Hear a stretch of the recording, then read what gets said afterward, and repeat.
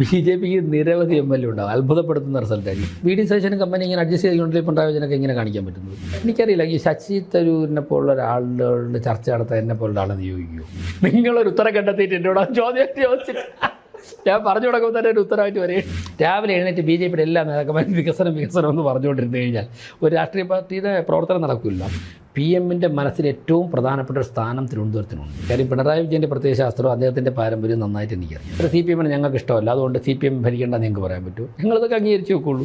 രാജീവ് ചന്ദ്രശേഖരനെ കുറിച്ച് നിങ്ങൾ എന്തെല്ലാം തെറ്റായ വാർത്താ മാധ്യമങ്ങൾ കൊടുത്തു.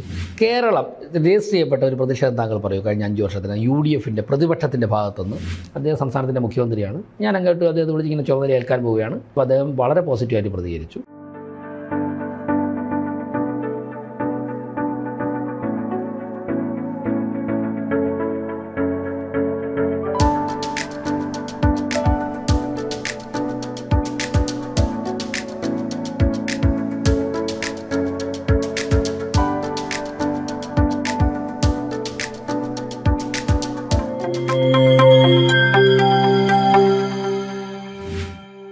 ഞങ്ങൾക്ക് കിട്ടുന്ന റിപ്പോർട്ട്, ഞങ്ങളുടെ ഒരു സിസ്റ്റം ഉണ്ടല്ലോ, അതിൽ നിന്നും കിട്ടുന്നത് 2036 ഇന്ത്യ ഒളിമ്പിക്സിൻ്റെ വേദിയാവും എന്നുള്ളതാണ്. ഇന്ത്യ ഒളിമ്പിക്സിൻ്റെ വേദിയാവുമെന്ന സമയത്ത് തീർച്ചയായിട്ടും ഒരിനം തിരുവനന്തപുരത്ത് വെച്ച് നടത്താൻ പറ്റും. ഞങ്ങളുടെ കണക്കൂട്ടൽ അന്ന് കേരളം ഭരിക്കുന്നത് BJP ആയിരിക്കും. അതിനു മുമ്പ് തന്നെ ഭരിച്ചു തുടങ്ങും, അന്ന് BJP ആയിരിക്കും. അപ്പോൾ ഞങ്ങൾക്ക് കുറേ കൂടെ ഈസിയായി. എപ്പോഴും ഞാൻ അതിനു മുമ്പ് ഏത് സമയം പ്രതീക്ഷിക്കാം. അടുത്ത അസംബ്ലിയിലൊക്കെ BJP ഒരു നിർണായക ഘടകമായിട്ട് മാറും. എന്താ നിങ്ങൾക്ക് സംശയം എന്താ? നമ്മളല്ല, ഞാൻ സീറ്റിൻ്റെ എണ്ണം ഒന്നും പറയില്ല. കോർപ്പറേഷനിൽ എൻ്റെ എത്രയോ മാധ്യമ പ്രവർത്തകർ സീറ്റിൻ്റെ എണ്ണം ചോദിച്ചു. പ്രതീക്ഷിച്ചു, അദ്ദേഹം ആഗ്രഹിച്ചു, പ്രതീക്ഷിച്ചു. ഞങ്ങളല്ല, അദ്ദേഹം പറഞ്ഞത് റിയലിസ്റ്റിക് ആയിട്ട് തന്നെയാണ്. പക്ഷേ അത് കിട്ടിയില്ല. തിരുവനന്തപുരത്ത് BJP-യുടെ പല സ്റ്റേറ്റ് ലീഡേഴ്സും മത്സരിക്കുന്നുണ്ടാവും. സ്വാഭാവികമില്ലേ? ഏറ്റവും സ്ട്രോങ് സെന്റേഴ്സ് ഒന്നുമാണ് തിരുവനന്തപുരം ആണ് താൻ. അപ്പൊ ഇവരുടെയൊക്കെ ഒരു ജയസാധ്യത എങ്ങനെയാണ്? അവരെല്ലാം നല്ല, ഞാൻ നേരത്തെ പറഞ്ഞില്ലേ, തിരുവനന്തപുരം ജില്ലയിലെ 14 മണ്ഡലവും ഒരു ഘട്ടത്തിൽ അല്ലെങ്കിൽ ഒറ്റ ഘട്ടത്തിൽ BJP നല്ല വോട്ട് പിടിച്ചിട്ടുണ്ട്. ഒരു ചെറിയൊരു സിഗ്നൽ ഉണ്ടായി കഴിഞ്ഞ് കഴിഞ്ഞാൽ ഈ മണ്ഡലം എല്ലാം ജയിക്കാൻ പറ്റുന്നതാണ്. സംസ്ഥാന തലത്തിലുള്ള നേതാക്കന്മാർ മത്സരിക്കുമ്പോൾ അതിൻ്റെ സാധ്യത കൂടും. തിരുവനന്തപുരം കോർപ്പറേഷൻ മേയർ പദവി വളരെയധികം രാഷ്ട്രീയപരമായി കൂടി നോക്കി കാണപ്പെടുന്ന ഒരു സംഭവം. അതായത് ഒരു കാലത്ത് തിരുവനന്തപുരം മേയറായിരുന്ന ആളാണ് ഇന്ന് മുഖ്യമന്ത്രി വി ശിവൻകുട്ടി, VK പ്രശാന്ത്. അപ്പോൾ മേ ബി ഒരു next political step of VV Rajesh കൂടി ആയിട്ട് VV രാജേഷിൻ്റെ നെക്സ്റ്റ് പൊളിറ്റിക്കൽ സ്റ്റെപ്പല്ല ഇപ്പോൾ പ്രധാനം. അത് പാർട്ടി തീരുമാനിച്ച സമയത്ത് ഇപ്പോൾ ഏൽപ്പിച്ചിരിക്കുന്നത്, ഞങ്ങൾ ജനങ്ങളുടെ മുമ്പാകെ ചില മുദ്രാവാക്യങ്ങൾ ഉയർത്തിയിട്ടുണ്ട്, ജനങ്ങളത് വിശ്വസിച്ചിട്ടുണ്ട്, അത് നടപ്പിലാക്കുക എന്നുള്ളൊരു ദൗത്യമാണ് ഏൽപ്പിച്ചിട്ടുള്ളത്. അത് പരമാവധി സമയം അധ്വാനിച്ച് അതിനെ നടപ്പില്ല. അതിനുശേഷം ബാക്കി കാര്യം സ്വാഭാവികമായിട്ടും പാർട്ടി ആലോചിക്കും. No idea. BJPക്ക് നിരവധി MLA ഉണ്ടാവും. അത്ഭുതപ്പെടുത്തുന്ന റിസൾട്ടായിരിക്കും. ഞാൻ ചോദിക്കട്ടെ, ഇപ്പോഴത്തെ കോർപ്പറേഷൻ ലോക്കൽ ബോഡി ഇലക്ഷൻ കഴിഞ്ഞ് കേരളത്തിൽ ഏറ്റവും കൂടുതൽ ചർച്ച ചെയ്യപ്പെട്ട BJPയുടെ വിജയമാണ്. അല്ല, തൃപ്പൂണിത്തുറ കിട്ടിയതാ, പാലക്കാട് കിട്ടിയതാ, അത് കിട്ടിയിട്ടുണ്ട്. അല്ല, ഞാൻ പറയുന്നത് ഏറ്റവും കൂടുതൽ ചർച്ച ചെയ്തത് BJPയുടെ വിജയമാണ്. ഇന്ത്യയിൽ മുഴുവൻ ചർച്ച ചെയ്ത് BJPയുടെ വിജയമാണ്. തിരുവനന്തപുരത്തിൻ്റെ വിജയം കേരളത്തിലെ നേതാക്കന്മാരുടെ എല്ലാവരും പരിശ്രമം കൊണ്ട് കിട്ടിയത് തന്നെയാണ്. ഞാൻ പറയട്ടെ, ഞാനൊന്ന് കംപ്ലീറ്റ് ചെയ്യട്ടെ. തിരുവനന്തപുരത്തെ BJPയുടെ വിജയം കേരളത്തിലെ മുഴുവൻ പേരുടെയും അധ്വാനം കൊണ്ട് കിട്ടിയത് തന്നെയാണ്. അതുപോലെ തന്നെ 26 അസംബ്ലി ഇലക്ഷൻ കഴിയുമ്പോഴേക്കും കേരളത്തിൽ ഏറ്റവും കൂടുതൽ ചർച്ച ആകാൻ പോകുന്ന BJPയുടെ വിജയം തന്നെയാണ്. ഒരു സംശയമില്ല അതിൽ. വിജയം എന്ന് പറയുന്നത് നമുക്ക് കുറച്ചുകൂടെ ഒരു പ്രിസൈസ് ആയിട്ട് പറഞ്ഞാൽ 2026 അസംബ്ലി തെരഞ്ഞെടുപ്പ് കഴിയുമ്പോൾ BJPക്ക് ഒരു അസംബ്ലിയിൽ ഒരു ഫോർമിഡബിൾ ഫോഴ്സ് ആയിട്ട്, അതായത് ഒരു 10 സീറ്റ് 10 MLA-മാരുള്ള ഈ നമ്പറൊക്കെ നിങ്ങൾ പറയുന്നതാണ്. അല്ല, നമ്പർ താങ്കൾ പറയാം. നമ്പർ ഞാൻ പറയില്ല. BJP നിർണായകമാകും. BJPയുടെ വിജയത്തെക്കുറിച്ചായിരിക്കും നിങ്ങൾ എല്ലാവരും വാർത്ത എഴുതുന്ന ചർച്ച ചെയ്യുന്നത്. ഏറ്റവും നഷ്ടം ആർക്കായിരിക്കും? ഈ 10 സീറ്റ് വിജയിക്കും, 10 അല്ല എത്രയാണെങ്കിൽ BJPയുടെ വിജയം ആരുടെ നഷ്ടമായി? രണ്ടുപേരും നഷ്ടപ്പെടും. LDF-നും UDF-നും നഷ്ടപ്പെടും. അല്ലാതെ ഈ ചോദ്യം ആവർത്തിച്ച് വരുന്നതെന്ന് വെച്ചാൽ 2016 തിരഞ്ഞെടുപ്പ് കഴിഞ്ഞുള്ള എല്ലാ പത്രങ്ങളുടെയും പേജുകളിലെ വാർത്ത BJP അക്കൗണ്ട് തുറന്നു എന്നാണ്. അത് കൃത്യമായിട്ട് 2024 ഇപ്പോൾ പിണറായി പറഞ്ഞ് ഞങ്ങൾ പൂട്ടിക്കാൻ പോവുകയാണ്, കൊണ്ടുപോകും. അത് പിണറായി പറഞ്ഞിട്ടുണ്ടെന്നല്ല, അത് ഇനി പിണറായി പറഞ്ഞായിരിക്കും എന്തോ മറ്റേ UDFൻ്റെ സ്ഥാനാർത്ഥികൾ അവിടെ മത്സരിച്ചതെന്ന് എനിക്കറിയില്ല. അത് അന്നത്തെ ഒരു സാഹചര്യത്തിൽ സംഭവിച്ചു. എന്താണെങ്കിലും അത് കഴിഞ്ഞപ്പോൾ ഒരു MP കിട്ടി. ആ ഒരു സിറ്റുവേഷനിലാണ്, കാരണം നിയമസഭയിൽ പ്രാതിനിധ്യം ഉണ്ടാകുക എന്നുള്ളതാണ് ഒരു സംസ്ഥാനത്തെ ഏറ്റവും പ്രധാനപ്പെട്ട കാര്യം. ഇപ്പോൾ 26 ഇലക്ഷൻ ഇനി ഒരു 2 മാസത്തിനപ്പുറത്ത് വരാൻ പോവുകയാണ്. അപ്പോൾ BJP നിയമസഭയിൽ ഒരു ശക്തിയായിരിക്കും എന്നാണ് താങ്കൾ കരുതുന്നത്? തീർച്ചയായിട്ടും BJP തന്നെയായിരിക്കും അടുത്ത 2026 മുതലുള്ള നിയമസഭ. ആ നിയമസഭ എത്ര കാലം ഉണ്ടാവുമെന്നറിയില്ല. ആ നിയമസഭയിൽ ഞാൻ പറഞ്ഞതേ ഉള്ളൂ, അങ്ങ് പറഞ്ഞു വരുന്നേ ഉള്ളൂ. ആ നിയമസഭയിൽ ഏറ്റവും നിർണായകമായിട്ട് വരുന്നത് BJPയുടെ പ്രകടനമായിരിക്കും. BJPയുടെ ഏറ്റവും മുതിർന്ന ഡൈനാമിക്കായിട്ടുള്ള നേതാക്കന്മാർ ജയിച്ച് ചെല്ലുകയും ചെയ്യും. രണ്ടുപേരും ഞങ്ങൾ പിടിക്കും സീറ്റ്. നമുക്കൊരു എന്താ പറയുക, ഒരു യുദ്ധത്തിൽ 2 ശത്രുക്കൾ പറ്റില്ല എന്ന് പറയുന്ന പോലെ ഞങ്ങൾ അവർ രണ്ടുപേരും ഒന്നല്ലേ എല്ലാത്തിലും. നിങ്ങൾ നേരത്തെ ഇന്ത്യ അലയൻസ് അദ്ദേഹം തന്നെ പറഞ്ഞില്ലേ? ചിഹ്നം ഇന്ത്യയിൽ കേരളത്തിന് പുറത്തും കേരളത്തിനകത്തൊക്കെ ഒന്ന് തന്നെയല്ലോ. അരിവാൾ ചുറ്റിയ നക്ഷത്രം മാറ്റിയിട്ട് അവർ രണ്ടുപേരും ഒന്നിലല്ലോ മത്സരിക്കുന്നത്. ചിഹ്നം ഒന്ന് തന്നെയല്ലോ. എല്ലാ കാര്യം ഞങ്ങൾ എന്ന് പറഞ്ഞ അഡ്ജസ്റ്റ്മെന്റ് പൊളിറ്റിക്സിനെതിരെ വിധി എഴുതണമെന്നില്ലേ? ഞാൻ സിമ്പിളായിട്ട് കാര്യം ചോദിക്കട്ടെ. കോർപ്പറേഷൻ ഇലക്ഷൻ കഴിഞ്ഞതിന് ശേഷം ബഹുമാനപ്പെട്ട മന്ത്രി ശിവൻകുട്ടി ഒരു സ്വതന്ത്ര കൗൺസിലറെ വിളിച്ചിരുത്തിയിട്ട് എന്താ പറഞ്ഞത്? താങ്കളെ മേയറാക്കാം, ഞാൻ കോൺഗ്രസുമായിട്ട് സംസാരിച്ചിട്ടുണ്ട്, ഞങ്ങളെ കൂടെ ഒരുമിച്ച് താങ്കളെ മേയറാക്കാൻ ചർച്ച നടത്തും. നിങ്ങളെ കൂടെ വാർത്ത കൊടുത്തില്ലേ? നിങ്ങൾ പത്രം കൊടുത്തത് എനിക്കറിയില്ല, ചാനലിൽ വാർത്ത കൊടുത്തില്ലേ? കൊടുത്തല്ലോ. ഒരു മന്ത്രി ഒരു സ്വതന്ത്രനെ വിളിച്ചിട്ട് ഞാൻ കോൺഗ്രസിൻ്റെ വോട്ടോട് വാങ്ങിച്ചിട്ട് തന്നെ താങ്കളെ മേയറാക്കാമെന്ന് പറയണമെന്നുണ്ടെങ്കിൽ എന്തുമാത്രം ചെയ്യാൻ പാടില്ലാത്ത രാഷ്ട്രീയമാണ് അവർ ചെയ്യുന്നത്. അപ്പോൾ ഇന്ത്യയിൽ മാത്രമല്ല കേരളത്തിൽ ഒരുമിക്കാമല്ലോ അവർക്ക്. ഇത് തന്നെയാണ് ഞങ്ങൾ പറയുന്നത്. പല അസംബ്ലി ഇലക്ഷൻസിൽ നമ്മൾ നോക്കുകയാണെങ്കിൽ BJP ജയിക്കാൻ സാധ്യതയുള്ള മണ്ഡലങ്ങളിലെല്ലാം ഈ പറഞ്ഞ ക്രോസ് വോട്ടിംഗ് ഉണ്ടാവാറുണ്ട്. അതിപ്പോൾ 2026 ഉണ്ടായിക്കൂടുന്നുണ്ടോ? അത് തരണം ചെയ്യാനുള്ള അവസ്ഥയിലേക്ക് ഞങ്ങൾ എത്തി. ഞാൻ പറഞ്ഞില്ലേ, അങ്ങനെ അതായത് ഒരു സ്റ്റേജ് വരെ നിൽക്കുകയുള്ളൂ. ഒരു സ്റ്റേജ് കഴിയുമ്പോൾ ഇപ്പോൾ കഴിഞ്ഞ തെരഞ്ഞെടുപ്പിൽ എന്താണ് സംഭവിച്ചത്? കഴിഞ്ഞ കോർപ്പറേഷൻ തെരഞ്ഞെടുപ്പിൽ തിരുവനന്തപുരം സംഭവിച്ചത് എന്താണ്? ഞങ്ങളുടെ ഭരണം വരാതിരിക്കാൻ വേണ്ടി കോൺഗ്രസ് പലയിടത്ത് CPM വോട്ട് ചെയ്തു. ഇപ്പോൾ അങ്ങനെ ചെയ്താലും ഞങ്ങൾ ഭരണം വന്ന അവസ്ഥയിലേക്ക് ഞങ്ങൾ 5 വർഷം കൊണ്ട് എത്തി. അതുകൊണ്ടാണല്ലോ ഞങ്ങൾക്ക് ഭരണത്തിലെത്താൻ സാധിച്ചത്. അവിടെ രണ്ടുപേരും തകർന്നു. ഞങ്ങൾ കോൺഗ്രസിനെ നിന്ന് പിടിച്ചു, LDF ഭയങ്കര താഴോട്ട് പോയി. ആ ക്രോസ് ഓട്ടം ഞങ്ങൾക്കൊരു പ്രശ്നമല്ല. അതുപോലെ ഈ നമ്മൾ BJP തിരുവനന്തപുരം കോർപ്പറേഷൻ പിടിക്കണം എന്നുള്ളത് ഏകദേശം നമ്മളൊക്കെ എക്സ്പെക്ട് ചെയ്തിരുന്ന ഒരു കാര്യമാണ്. ശരി. പക്ഷെ തീരെ എക്സ്പെക്ട് ചെയ്യാത്തതാണ് കോൺഗ്രസ് 10 സീറ്റിൽ നിന്ന് 20 സീറ്റിലേക്കുള്ള ഒരു വളർച്ച. അത് എന്തുകൊണ്ടാണ്? അതിപ്പോ ഈ ശബരിനാഥിനെ പോലെയുള്ളവരെ മേയർ കാൻഡിഡേറ്റ് എന്നൊക്കെ പറഞ്ഞ് അവതരിപ്പിച്ചത് കൊണ്ടാണോ ഈ കോൺഗ്രസിന്റെ ഈ വളർച്ചയെ? അതായത് BJPക്ക് വോട്ട് ചെയ്യാൻ പറ്റാത്ത അല്ലെങ്കിൽ താല്പര്യമില്ലാത്ത ഒരു ജനത, അപ്പോൾ CPM വോട്ട് ചെയ്യാൻ താല്പര്യമില്ലാത്ത എല്ലായിടത്തും കാണും. കോൺഗ്രസിന് ഒരിക്കലും വോട്ട് ചെയ്യാൻ ആഗ്രഹമില്ലാത്തവർ കാണും. അതുപോലെ BJPക്ക് വോട്ട് ചെയ്യാൻ ആഗ്രഹമില്ലാത്ത ആൾക്കാരും ഉണ്ടാവും. എന്നാൽ LDFൻ്റെ ഭരണം തുടരാനും പാടില്ല. സ്വാഭാവികമായിട്ട് അവർ കിട്ടിയ അടുത്ത ആൾട്ടർനേറ്റീവ് കോൺഗ്രസ്സാണ്. മുട്ടയുടെ എന്ത് സംഭവിച്ചു? മുട്ടയുടെ BJP ജയിക്കുമെന്ന് ഉറപ്പില്ല, LDF മാറുകയും വേണം. അവരവിടെ കോൺഗ്രസിന് വോട്ട് ചെയ്തു. അങ്ങനെയൊക്കെ ചോദിച്ചാൽ എനിക്ക് ഞാൻ എന്ത് പറയുന്നത്? കാരണം ഞാൻ നേരത്തെ പറഞ്ഞു പാർലമെൻറ്റ് പാറ്റേൺ എൻ്റെ ഡിഫറൻ്റ് ഇല്ലേ, മൂന്നിൻ്റെ പാറ്റേൺ. ഈ ശക്തമായ ഒരു ഭരണവിരുദ്ധ വികാരം ഉണ്ടെന്നാണോ പറയുന്നത്? എവിടെയാണ് ഇപ്പോൾ ഈ അസംബ്ലി ഇലക്ഷന് മുമ്പോട്ട് വിരുദ്ധ വികാരമുണ്ട്, പ്രതിപക്ഷ വിരുദ്ധ വികാരമുണ്ട്. കാരണം ഈ പ്രതിപക്ഷം ഇങ്ങനെ നിൽക്കുന്നുണ്ട് ഇവരിങ്ങനെ ഭരിക്കുന്നത്. അല്ല, സാധാരണ വോട്ട് ഇരിക്കുന്ന സർക്കാരിനെതിരെയാണല്ലോ. അപ്പോൾ അങ്ങനെ വരുമ്പോൾ ഒരു അസംബ്ലി തെരഞ്ഞെടുപ്പിൽ എന്തുകൊണ്ട് BJP പ്രിഫർ ചെയ്യണം ഒരു voter prefer CPM Congress adjust കൊടുക്കുന്നുണ്ട്. VD സതീശനും കമ്പനി ഇങ്ങനെ അഡ്ജസ്റ്റ് ചെയ്തുകൊണ്ട് പിണറായി വിജയനൊക്കെ ഇങ്ങനെ കാണിക്കാൻ പറ്റുന്നത്? VD സതീശനും കമ്പനി എന്ന് പറഞ്ഞാൽ UDF. അവർ ശക്തമായ പ്രതിപക്ഷമായിരുന്നുകൊണ്ട് ഇതൊന്നും ചെയ്യാൻ പറ്റില്ല അവർക്ക്. അവരെവിടെയാണ് സമരരംഗത്തുള്ളത്? അസംബ്ലി തുടങ്ങുന്നതിന് മുമ്പ് 4 ദിവസം വന്ന് സെക്രട്ടേറിയറ്റിന് മുമ്പിൽ ബാൻഡ് പിടിച്ചൊരു കൊടിയ പ്രകടനം നടത്തി. ഇവർ കേരളത്തിൽ എന്ത് പ്രതിഷേധം നടത്തിയിട്ടുള്ളത്? കേരളം രജിസ്റ്റർ ചെയ്യപ്പെട്ട ഒരു പ്രതിഷേധം താങ്കൾ പറയൂ കഴിഞ്ഞ 5 വർഷത്തിന് UDFൻ്റെ പ്രതിപക്ഷത്തിൻ്റെ ഭാഗത്തുനിന്ന് നിങ്ങളുടെയൊക്കെ മനസ്സിൽ രജിസ്റ്റർ ചെയ്യപ്പെട്ടുള്ള ഒരു പ്രതിഷേധം പറയണം. അല്ലല്ല, ഞാനൊരു ചോദ്യം ചോദിച്ചോട്ടെ. മനസ്സിൽ രജിസ്റ്റർ ചെയ്തിട്ടുള്ള പിണറായി വിജയൻ്റെ 5 വർഷത്തെ ഭരണത്തിനെതിരായിട്ട് UDF നേതാവ് അതെന്താ? ഇദ്ദേഹം ആയിക്കോട്ടെ, നമ്മുടെ ഇപ്പോഴത്തെ പ്രസിഡൻ്റ് ആവട്ടെ, K. സുധാകരൻ പ്രസിഡൻ്റ് ആവട്ടെ, ഇപ്പോൾ വന്ന പ്രസിഡൻ്റ് ആവട്ടെ, സണ്ണി ജോസഫ് ആവട്ടെ, VD സതീശനാവട്ടെ, ഇവർ 3 ആണല്ലോ കഴിഞ്ഞ 5 വർഷം ഇതിന് നേതൃത്വം കൊടുത്ത ആൾക്കാർ. ഒരു സമരം പറഞ്ഞോളൂ. ആണല്ലോ ഇല്ലെന്ന് തന്നെയാണല്ലോ. എന്ന് വെച്ചിട്ട് LDF കൊള്ളരുതായ്മ കാണിച്ചില്ലെന്നല്ല അർത്ഥം. അതാണ് അഡ്ജസ്റ്റ്മെന്റ് എന്ന് പറയുന്നത്.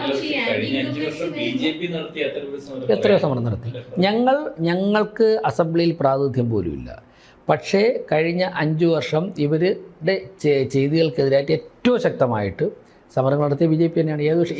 ഏത് വിഷയത്തിലാണ് ബി ജെ പി സമരം നടത്തിയിട്ടില്ല? ഞാൻ പറയട്ടെ, ഏത് വിഷയത്തിലാണ് ബി ജെ പി സമരം നടത്തിയിട്ടില്ല? ഒന്ന്, നമ്മൾ ഔദ്യോഗികമായിട്ട് ഞങ്ങൾക്ക് അതിനകത്തൊരു MLA പോലും ഇല്ല. ഒരു MLA പോലും ഉള്ളിലില്ലാത്ത സാഹചര്യത്തിൽ ഞങ്ങൾ എത്രയോ സമരങ്ങൾ നടത്തി.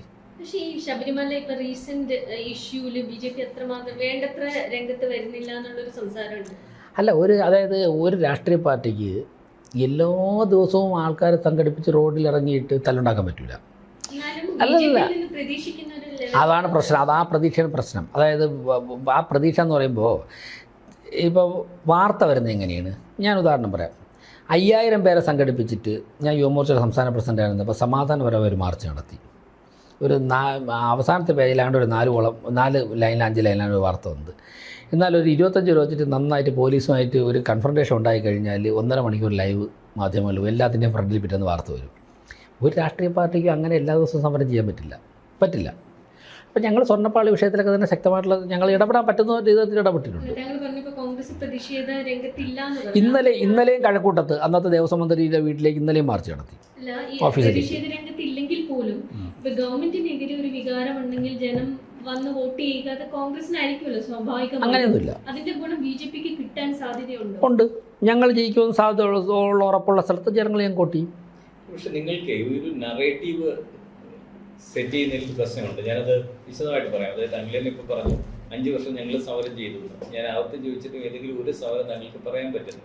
രണ്ടാമത്തേത്, ഇപ്പോൾ തന്ത്രി അറസ്റ്റിലായി കഴിഞ്ഞപ്പോൾ BJPയുടെ ലീഡർഷിപ്പിൽ നിന്ന് വിഭിന്ന അഭിപ്രായമാണ് പറയുന്നത്. BJP അല്ല BJPയുടെ സംസ്ഥാന അധ്യക്ഷൻ എന്ത് അഭിപ്രായമാണ് പറഞ്ഞത്? അതാണ് പാർട്ടിയുടെ അഭിപ്രായം. പാർട്ടിക്ക് അല്ലാതെ അഭിപ്രായങ്ങളുണ്ട്. അല്ലല്ല, അങ്ങനെ ഞാൻ പറഞ്ഞില്ല. BJPയുടെ സംസ്ഥാന അധ്യക്ഷൻ കൃത്യമായിട്ട് BJPയുടെ അഭിപ്രായം പറഞ്ഞു കഴിഞ്ഞു. 36-ൽ BJP ഭരിക്കും, കേരളം ഭരിക്കുന്നു പറഞ്ഞു. പ്രതിപക്ഷത്ത് ആരായിരിക്കും? ഇതൊക്കെ അപ്പോഴേ വോട്ടെണ്ണിട്ട് പറയാം. ഞാൻ പറയാം 26-ൽ ആരായിരിക്കും ഭരിക്കുക? 26-ൽ BJP നിർണായക ശക്തിയായിരിക്കും. ചിലപ്പോൾ എന്താണ് സംഭവിക്കാമെന്ന് പറഞ്ഞുകൂടെ. BJP ആയിരിക്കും അതിനകത്ത് തീരുമാനങ്ങൾ എടുക്കുന്നത്. BJP ആയിരിക്കും.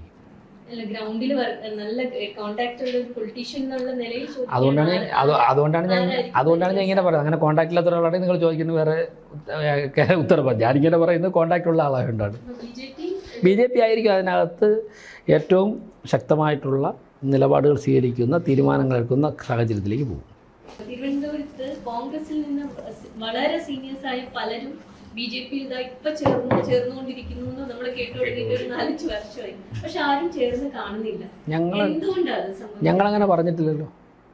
പൊതുവെ ചർച്ച മാധ്യമങ്ങൾ നടത്തുന്ന ചർച്ചയല്ല. BJP ശ്രമിച്ചിട്ടില്ല എന്നൊന്നും ഞാൻ പറയുന്നില്ല. ഞങ്ങൾ അങ്ങനെ ഇന്ന വലിയ നേതാവ് ചേരുമെന്ന് പറഞ്ഞിട്ടില്ല. പിന്നെ വലിയ നേതാക്കന്മാരെ കൊണ്ടുവന്ന് ചേർക്കാനായിട്ടുള്ള അങ്ങനെ ഒരുപാട് തീരുമാനമൊന്നും ഞങ്ങൾക്കില്ല. ആരെങ്കിലും താല്പര്യപ്പെട്ടവരാണെന്നുണ്ടെങ്കിൽ ഞങ്ങൾ ഓക്കെ പറയും. ഞാൻ പറഞ്ഞ അത് നിങ്ങളങ്ങനെ വാർത്ത കൊടുക്കുന്നുണ്ട്. എന്തിനങ്ങനെ കൊടുത്ത് അവരെ ബുദ്ധിമുട്ടിക്കുന്നത്? അവരും തയ്യാറല്ല. ഞങ്ങളങ്ങനെ ചർച്ച നടത്തിയിട്ടില്ല. പിന്നെ നിങ്ങളെന്തിനാ വാർത്ത കൊടുക്കുന്നത്? നിങ്ങളങ്ങനെ വാർത്ത കൊടുക്കണോണ്ടാണ് നിങ്ങൾക്ക് ഇപ്പോൾ ഒരു വിഷമം. അത് ഞങ്ങൾ ഇത്രയും കൊടുത്തിട്ട് അവർ വരുന്നില്ലല്ലോ എന്ന്. നിങ്ങളങ്ങനെ കൊടുക്കാതിരുന്നത് അങ്ങനെ ഇല്ല.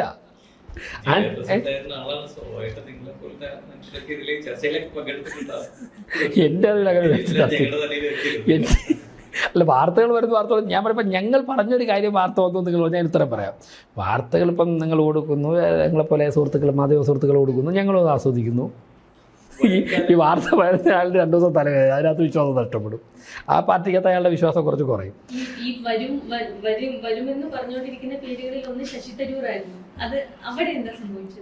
അല്ല, അവിടെ ഈ വരുമെന്ന് പറയാൻ കണക്കിനൊന്നും സംഭവിച്ചില്ല. എനിക്കറിയില്ല. ഈ ശശി തരൂരിനെ പോലുള്ള ഒരാളുടെ ചർച്ച നടത്താൻ എന്നെ പോലുള്ള ആളെ നിയോഗിക്കുമോ? ഇല്ലല്ലോ. എന്നെ പറയൂ. ആ ലെവലിൽ ചർച്ച നടന്നിട്ടുണ്ടെങ്കിൽ എന്നെ വിളിച്ചിട്ട് രാജേഷ് ഇങ്ങനെ ചർച്ച നടത്തിയിട്ടുണ്ടെന്ന് പറയുമോ? പറയില്ലല്ലോ. അല്ല, ഞാൻ എന്തോന്ന് കേട്ടില്ല.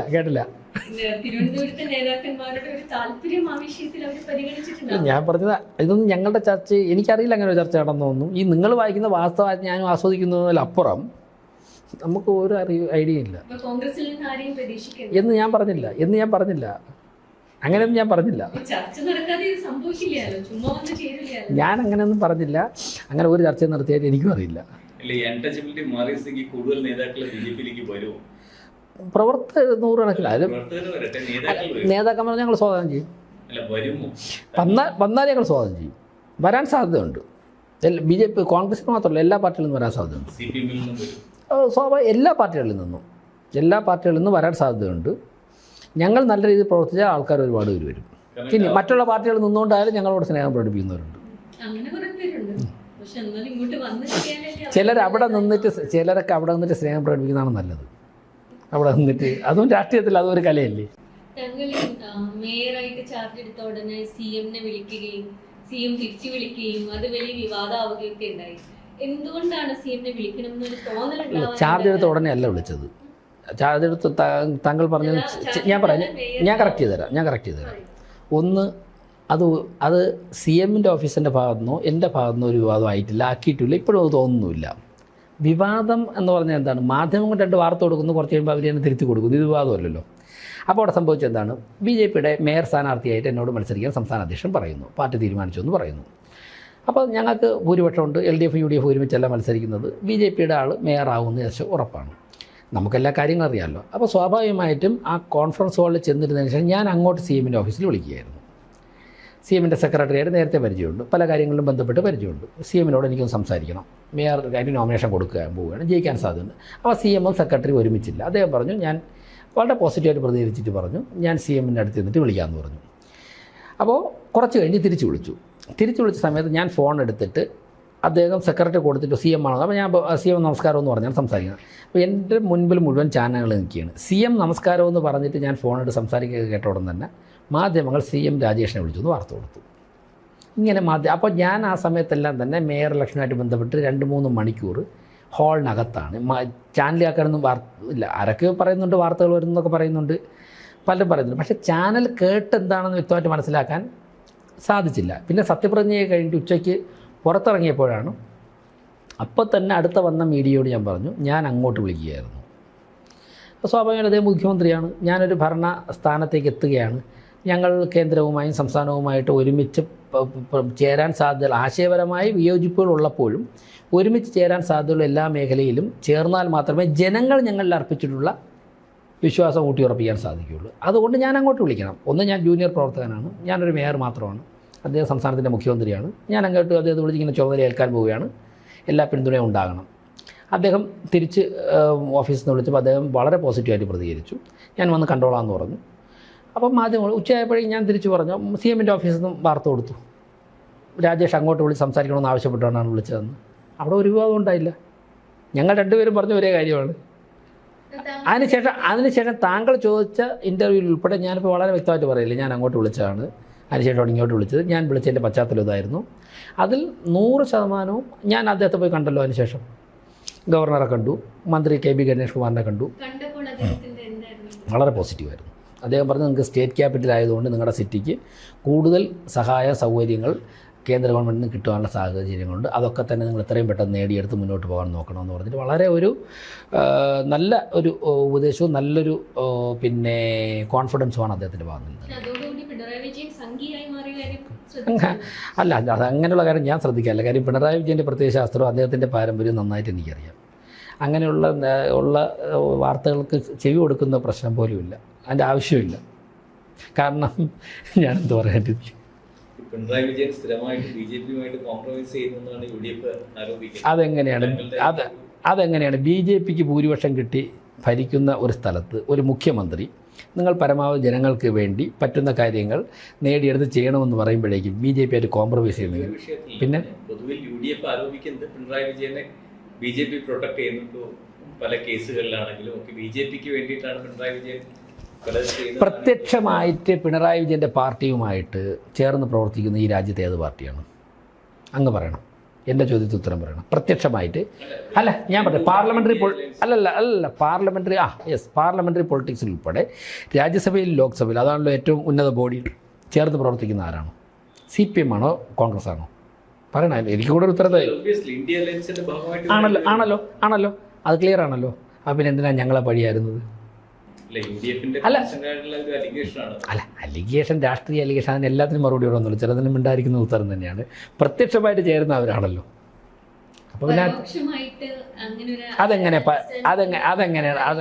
അതെങ്ങനെയാണ് പരോക്ഷമായിട്ട് അണ്ടർസ്റ്റാൻഡിങ്. മാത്രമല്ല CPM കേരളത്തിൽ വലിയൊരു പാർട്ടിയാണ്, ഞങ്ങൾ ഈ രാജ്യത്തെ വലിയൊരു പാർട്ടിയാണ്. ഞങ്ങൾ ആശയപരമായി ഞങ്ങൾ തമ്മിൽ ഒരിക്കലും ചെയ്യില്ല. റെയിൽവേ പാലം പോലെ തൊട്ടടുത്ത് ഇങ്ങനെ പൊയ്ക്കൊണ്ടേയിരിക്കുക, ഒരിക്കലും ഒരുമിച്ച് ചേരില്ല. CPM-ഉം BJP-യും സമാന്തരമായി പോകുന്ന രണ്ട് പാളങ്ങൾ ആണ്. ആശയപരമായി ഒരിക്കലും ചേരാൻ പറ്റാത്തതല്ലേ. പിന്നെ ഞങ്ങൾ ഇലക്ട് ചെയ്യപ്പെടുമ്പോൾ അവർക്ക് ഞങ്ങൾ അംഗീകരിച്ചു നോക്കൂ. ഇപ്പോൾ തിരുവനന്തപുരം കോർപ്പറേഷനിൽ ഞങ്ങൾക്ക് ഇഷ്ടമില്ല BJP, അതുകൊണ്ട് നിങ്ങളല്ല എന്ന് അവർക്ക് പറയാൻ പറ്റൂ. കേരളത്തിൽ CPM ഞങ്ങൾക്ക് ഇഷ്ടമല്ല, അതുകൊണ്ട് CPM ഭരിക്കേണ്ടെന്ന് ഞങ്ങൾക്ക് പറയാൻ പറ്റൂ. ഞങ്ങളിതൊക്കെ അംഗീകരിച്ച് നോക്കുള്ളൂ. കോർപ്പറേഷനുമായിട്ട് ബന്ധപ്പെട്ട് മറ്റു കാര്യം ചോദിക്കാം. താങ്കൾ തന്നെ നേരത്തെ പറയുന്നുണ്ടായിരുന്നു BJP-യുടെ സംസ്ഥാന അധ്യക്ഷൻ താങ്കളുടെ പേര് പറഞ്ഞു. ആ സമയത്ത് എൻ്റെ പേരല്ല, മേയർ ഇലക്ഷന് അല്ല, എന്നോട് പാർട്ടി ഇങ്ങനെ തീരുമാനിച്ചിട്ടുണ്ട്, കണ്ടസ്റ്റ് ചെയ്യാൻ തയ്യാറാവണമെന്ന് പറഞ്ഞു. പക്ഷേ ഈ ഇലക്ഷൻ കഴിഞ്ഞ ഉടനെ താങ്കൾക്ക് തന്നെ അറിയാവുന്നതുപോലെ വലിയ ചർച്ച നടന്നത് BJP-യിൽ നിന്ന് ആര് മേയറാകും എന്നുള്ളതായിരുന്നു. സ്വാഭാവികം, ഒരു രാഷ്ട്രീയ പാർട്ടി ചർച്ച നടക്കില്ലേ? നടക്കുമല്ലോ. ആ ചർച്ചയുടെയൊക്കെ അവസാനമാണ് പാർട്ടിയുടെ പല തരങ്ങളിൽ. ഞങ്ങളുടെ പാർട്ടി വലിയൊരു ജനാധിപത്യം. ഇപ്പോൾ തന്നെ സംസ്ഥാന അഖിലേന്ത്യാ അധ്യക്ഷൻ നിതിൻ നബീനാണ് അഖിലേന്ത്യാ അധ്യക്ഷൻ. അഖിലേന്ത്യാ അധ്യക്ഷൻ എന്തുമാത്രം ചർച്ചകൾ ഞങ്ങൾ 6 മാസം 7 മാസം 8 മാസം നീണ്ടു നിന്ന ചർച്ചകൾ നടത്തിയിട്ടാണ് നിതിൻ നബീനെ കൊണ്ടുവന്നത്. അതുപോലെ ഒരു മേയർ ആദ്യമായിട്ടൊരു മേയറാകുമ്പോൾ പല ഘടകങ്ങളിൽ നടക്കും. അത് നടത്തിയതിൻ്റെ അവസാനം അദ്ദേഹം ഡൽഹിയിൽ നടത്തിയ ചർച്ച കഴിഞ്ഞിട്ടാണ് എന്നെ വിളിച്ചിട്ട് പറഞ്ഞ് ഇങ്ങനെ പാർട്ടി തീരുമാനിച്ചിട്ടുണ്ട്. പക്ഷേ നമ്മൾ ഈ വ്യാപകമായി കേൾക്കുന്നത് സംസ്ഥാന അധ്യക്ഷന് താല്പര്യമുണ്ടായിരുന്നത് മറ്റൊരാളുടെ പേരാണ്. അദ്ദേഹത്തിന്റെ പേര് അദ്ദേഹം പ്രൊജക്ട് ചെയ്യുന്നുണ്ടായിരുന്നു. പക്ഷേ VV രാജേഷിന്റെ പേര് മറ്റു ചില ഗവൺമെന്റിൽ നിന്ന് വന്നു, അതുകൊണ്ട് VV രാജേഷ് മേയറായി എന്നാണ് കേൾക്കുന്നത്. അല്ല, എന്തെങ്കിലും വാസ്തവമുണ്ടോ? അല്ല, എനിക്ക് അങ്ങനെയുള്ള കാര്യങ്ങളെക്കുറിച്ച് യാതൊരു അറിവില്ല. ഞാൻ മനസ്സിലാക്കുന്നത് പല ഘടകങ്ങളിൽ ചർച്ച നടന്നു. ആ ചർച്ചയുടെ അവസാനം പാർട്ടി ഒരു തീരുമാനമെടുത്തു. അത് അധ്യക്ഷനോട് കമ്മ്യൂണിക്കേറ്റ് ചെയ്തു. അധ്യക്ഷൻ ഉൾപ്പെടുന്ന ബോഡി ഒരു തീരുമാനമെടുത്തു. എന്നോട് കമ്മ്യൂണിക്കേറ്റ് ചെയ്ത് ഞാൻ മത്സരിച്ചു. പക്ഷേ ഈ BJP-യുടെ ഈ വിജയത്തിന്റെ ശോഭ കെടുത്തുന്നതായിരുന്നില്ലേ ശ്രീലേഖയുടെ ചെറിയ അതിനൊരു പരിഭവം കാണിക്കില്ല? അങ്ങനെ ഒരു പരിഭവം ഇല്ല. അങ്ങനെ ഒരു പരിഭവവും ശ്രീലേഖ ചേച്ചിക്കും ഇല്ല, പാർട്ടിക്കും ഇല്ല. അതിന്റെ ഒരു റെമിനൻസസ് നമ്മൾ ഇപ്പോഴും കാണുന്നുണ്ട്. നിങ്ങളെവിടെയാണ് കാണുന്നത് എനിക്കറിയില്ല, ഞങ്ങൾ കാണുന്നില്ല. ഇന്നല്ല, ഞാൻ സിമ്പിളാണ്. താങ്കളുണ്ടായിരുന്നല്ലോ ഇന്ന് കൗൺസിലിൽ. ഇല്ല, ആ ഒരു വശമൊന്നും അവർ വളരെ മനോഹരം. ഞാൻ പറയുന്ന കാലം ഭംഗിയായിട്ട് അത് ക്ലാരിഫൈ ചെയ്തു. എനിക്കൊന്നും പറയേണ്ടി വന്നില്ല. LDF എന്തോ പറഞ്ഞു, പബ്ലിക് പ്ലാറ്റ്ഫോംസിൽ അങ്ങനെ വളരെ എക്സ്പ്ലിസിറ്റ് ആയിട്ട് ഇത് അവർ എക്സ്പ്രസ് ചെയ്തിരുന്നു. അവർ ഭയങ്കര അപ്സെറ്റ് ആണെന്ന്. അതൊക്കെ ഞങ്ങളൊക്കെ എന്തല്ല, അതിലൊന്നും അതൊക്കെ പോയി. അല്ല, അങ്ങനെയല്ല, അതുണ്ടായിരുന്നു. അത് പറയാനുള്ള കാര്യങ്ങളൊക്കെ അങ്ങനെ അതിനൊന്നും ഒരു കോർപ്പറേഷൻ്റെ ഭരണത്തിനും വിജയത്തിനും ഒക്കെ അവരുടെ എല്ലാവരുടെയും സാന്നിധ്യം മുതൽക്കൂട്ടായിട്ട് മാറിയിട്ടേ ഉള്ളൂ. അങ്ങനെയൊന്നും മാധ്യമ പ്രവർത്തകർ ചിന്തിക്കുന്നത് പോലെയൊന്നും അല്ല. പാർട്ടിക്കുള്ളിൽ ഞങ്ങൾ ഏകദേശം ഒരു 3-4 ദിവസത്തിലൊരിക്കൽ ഞങ്ങൾ ഒരുമിച്ച് ശ്രീലേഖ ചേച്ചി ഉൾപ്പെടെ രാജീവ് ചന്ദ്രശേഖർജി ഉൾപ്പെടെ ഞങ്ങൾ ചർച്ച ചെയ്ത് തന്നെയാണ് ഭരണം മുന്നോട്ട് കൊണ്ടുപോകുന്നത്. ഏതെങ്കിലും ഒരു സ്റ്റേജിൽ ശ്രീലേഖ മേയറാകും എന്നൊരു പ്രതീക്ഷ കൊടുത്തിരുന്നു, അങ്ങനെയാണ് അദ്ദേഹം പറയുന്നത്. അല്ല, ഞാൻ പറയുന്നത് ആ വിഷയങ്ങൾ അതൊക്കെ നേരത്തെ സംസ്ഥാന അധ്യക്ഷനും പാർട്ടിയൊക്കെ പറഞ്ഞ കാര്യങ്ങളാണ്. കൗൺസിലറായി ജയിച്ചു കഴിഞ്ഞപ്പോൾ VV രാജേഷിന് തോന്നിയോ മേയറാകാൻ സാധ്യതയുണ്ടെന്ന് തോന്നിയോ? മേയറാകാനോ കൗൺസിലറാകണോ ചിന്തിച്ചുകൊണ്ട് ഈ പ്രസ്ഥാനത്ത് പ്രവർത്തിക്കാൻ പറ്റില്ല. അല്ല, പക്ഷേ ഇലക്ഷനിൽ ജയിക്കുമ്പോൾ നമുക്കറിയാം. ഞാനങ്ങനെ ചിന്തിക്കേണ്ട ആവശ്യമില്ല. ഞാനങ്ങനെ ആവാനുള്ള അർഹതയുള്ള ആളാണ്. ഞാനാണ് ഈ സമയത്ത് ആവേണ്ട ആളെന്നുണ്ടെങ്കിൽ പാർട്ടി തീരുമാനം. ഇനി ഈ ജയിച്ചൊന്ന് 50 രൂപയിൽ ഏറ്റവും മിടുക്കൻ ഞാനായോണ്ടൊന്നും അല്ലായത്. ഞാനത് അടിവരെ ഇവിടെ എന്നെക്കാൾ കൂടുതൽ പാർലമെൻ്ററി എക്സ്പീരിയൻസ് ഉള്ളവരവിടെ ഉണ്ട്. എന്നെക്കാൾ മനോഹരമായിട്ട് ലീഗൽ കാര്യങ്ങൾ നോക്കുന്ന ആൾക്കാരവിടെ ഉണ്ട്. എനിക്ക് വാർഡിൽ ജനങ്ങളുമായിട്ടുള്ള ബന്ധത്തേക്കാൾ കൂടുതൽ ജനങ്ങളുമായി ബന്ധമുള്ള ആൾക്കാർ അതിനകത്തുണ്ട്. ഓരോ തരത്തിലും കഴിവുള്ള ആൾ, എന്നെക്കാൾ നന്നായിട്ട് പ്രസംഗിക്കുന്ന ആൾക്കാർ അതിനകത്തുണ്ട്.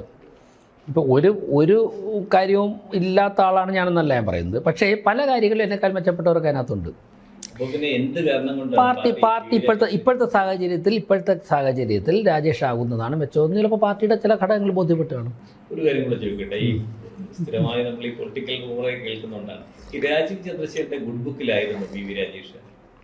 ഞങ്ങളുടെ നേതാക്കന്മാർക്ക് അങ്ങനെ എല്ലാ പ്രവർത്തകരും ഞാൻ പറയാം ബുക്കില്ല. ഞാൻ പറഞ്ഞു വരട്ടെ, നിങ്ങളൊരു ഉത്തരം കണ്ടെത്തിയിട്ട് എന്നോട് ചോദ്യം ചോദിച്ചിട്ട് ഞാൻ പറഞ്ഞു തുടങ്ങുമ്പോൾ തന്നെ ഒരു ഉത്തരമായിട്ട് വരികയാണ്. എന്ത് ചെയ്യാൻ പറ്റും?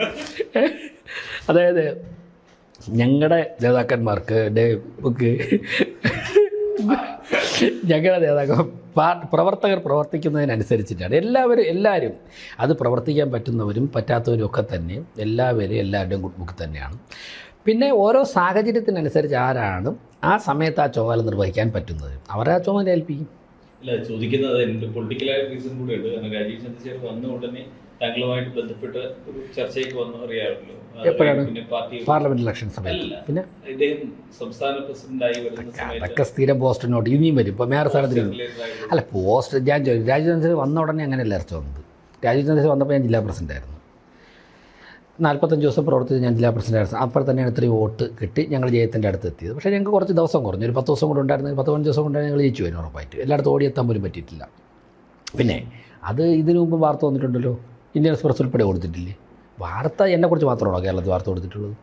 വാർത്ത എല്ലാവർക്കും BJP ഏത് നേതാവിനെ കുറിച്ചാണ് മാധ്യമങ്ങൾ വാർത്ത കൊടുക്കാത്തത്? രാജീവ് ചന്ദ്രശേഖരനെ കുറിച്ച് നിങ്ങൾ എന്തെല്ലാം തെറ്റായ വാർത്തകൾ മാധ്യമങ്ങൾ കൊടുത്തു? കെ സുരേന്ദ്രനെ കുറിച്ച് ഇവിടെ വെളുപ്പിന് 4 മണിക്ക് എണിച്ചിട്ടൊരു മാധ്യമ പ്രവർത്തകൻ ഇന്നും വൈകുന്നേരം 7:30 സുരേന്ദ്രൻ മാറുമെന്ന് വാർത്ത കൊടുത്തില്ലേ? വീണ്ടും സുരേന്ദ്രൻ 3 വർഷം കൊണ്ട് തുടർന്നല്ലോ.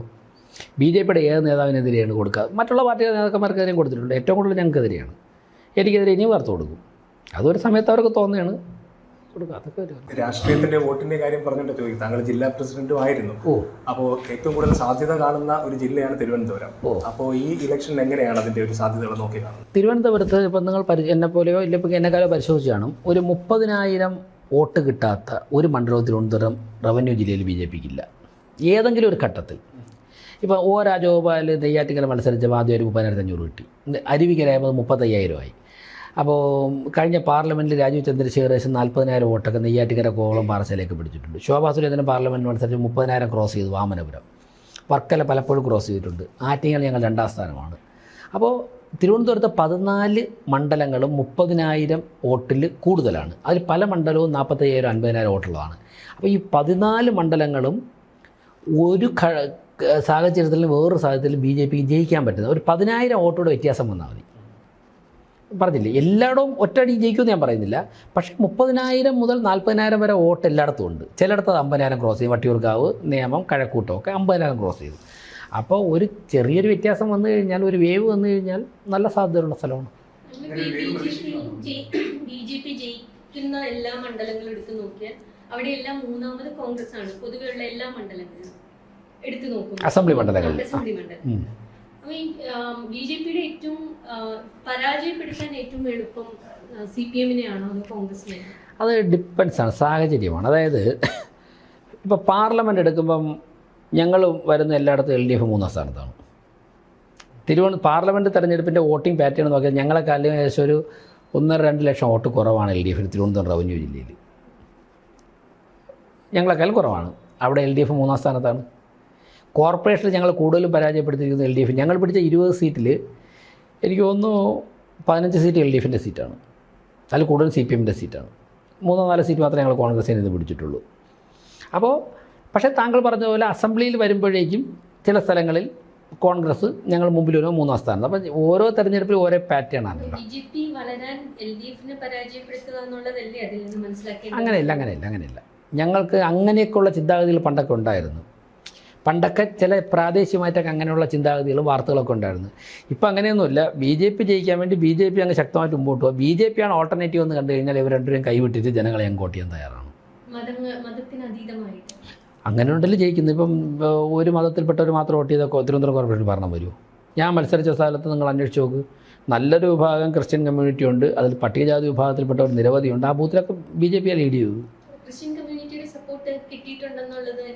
ക്രിസ്ത്യൻ കമ്മ്യൂണിറ്റിയുടെ സപ്പോർട്ട്, മുസ്ലിം കമ്മ്യൂണിറ്റിയുടെ ഒരു ചെറിയ വിഭാഗത്തിൻ്റെ സപ്പോർട്ടൊക്കെ കിട്ടിയിട്ടുണ്ട്.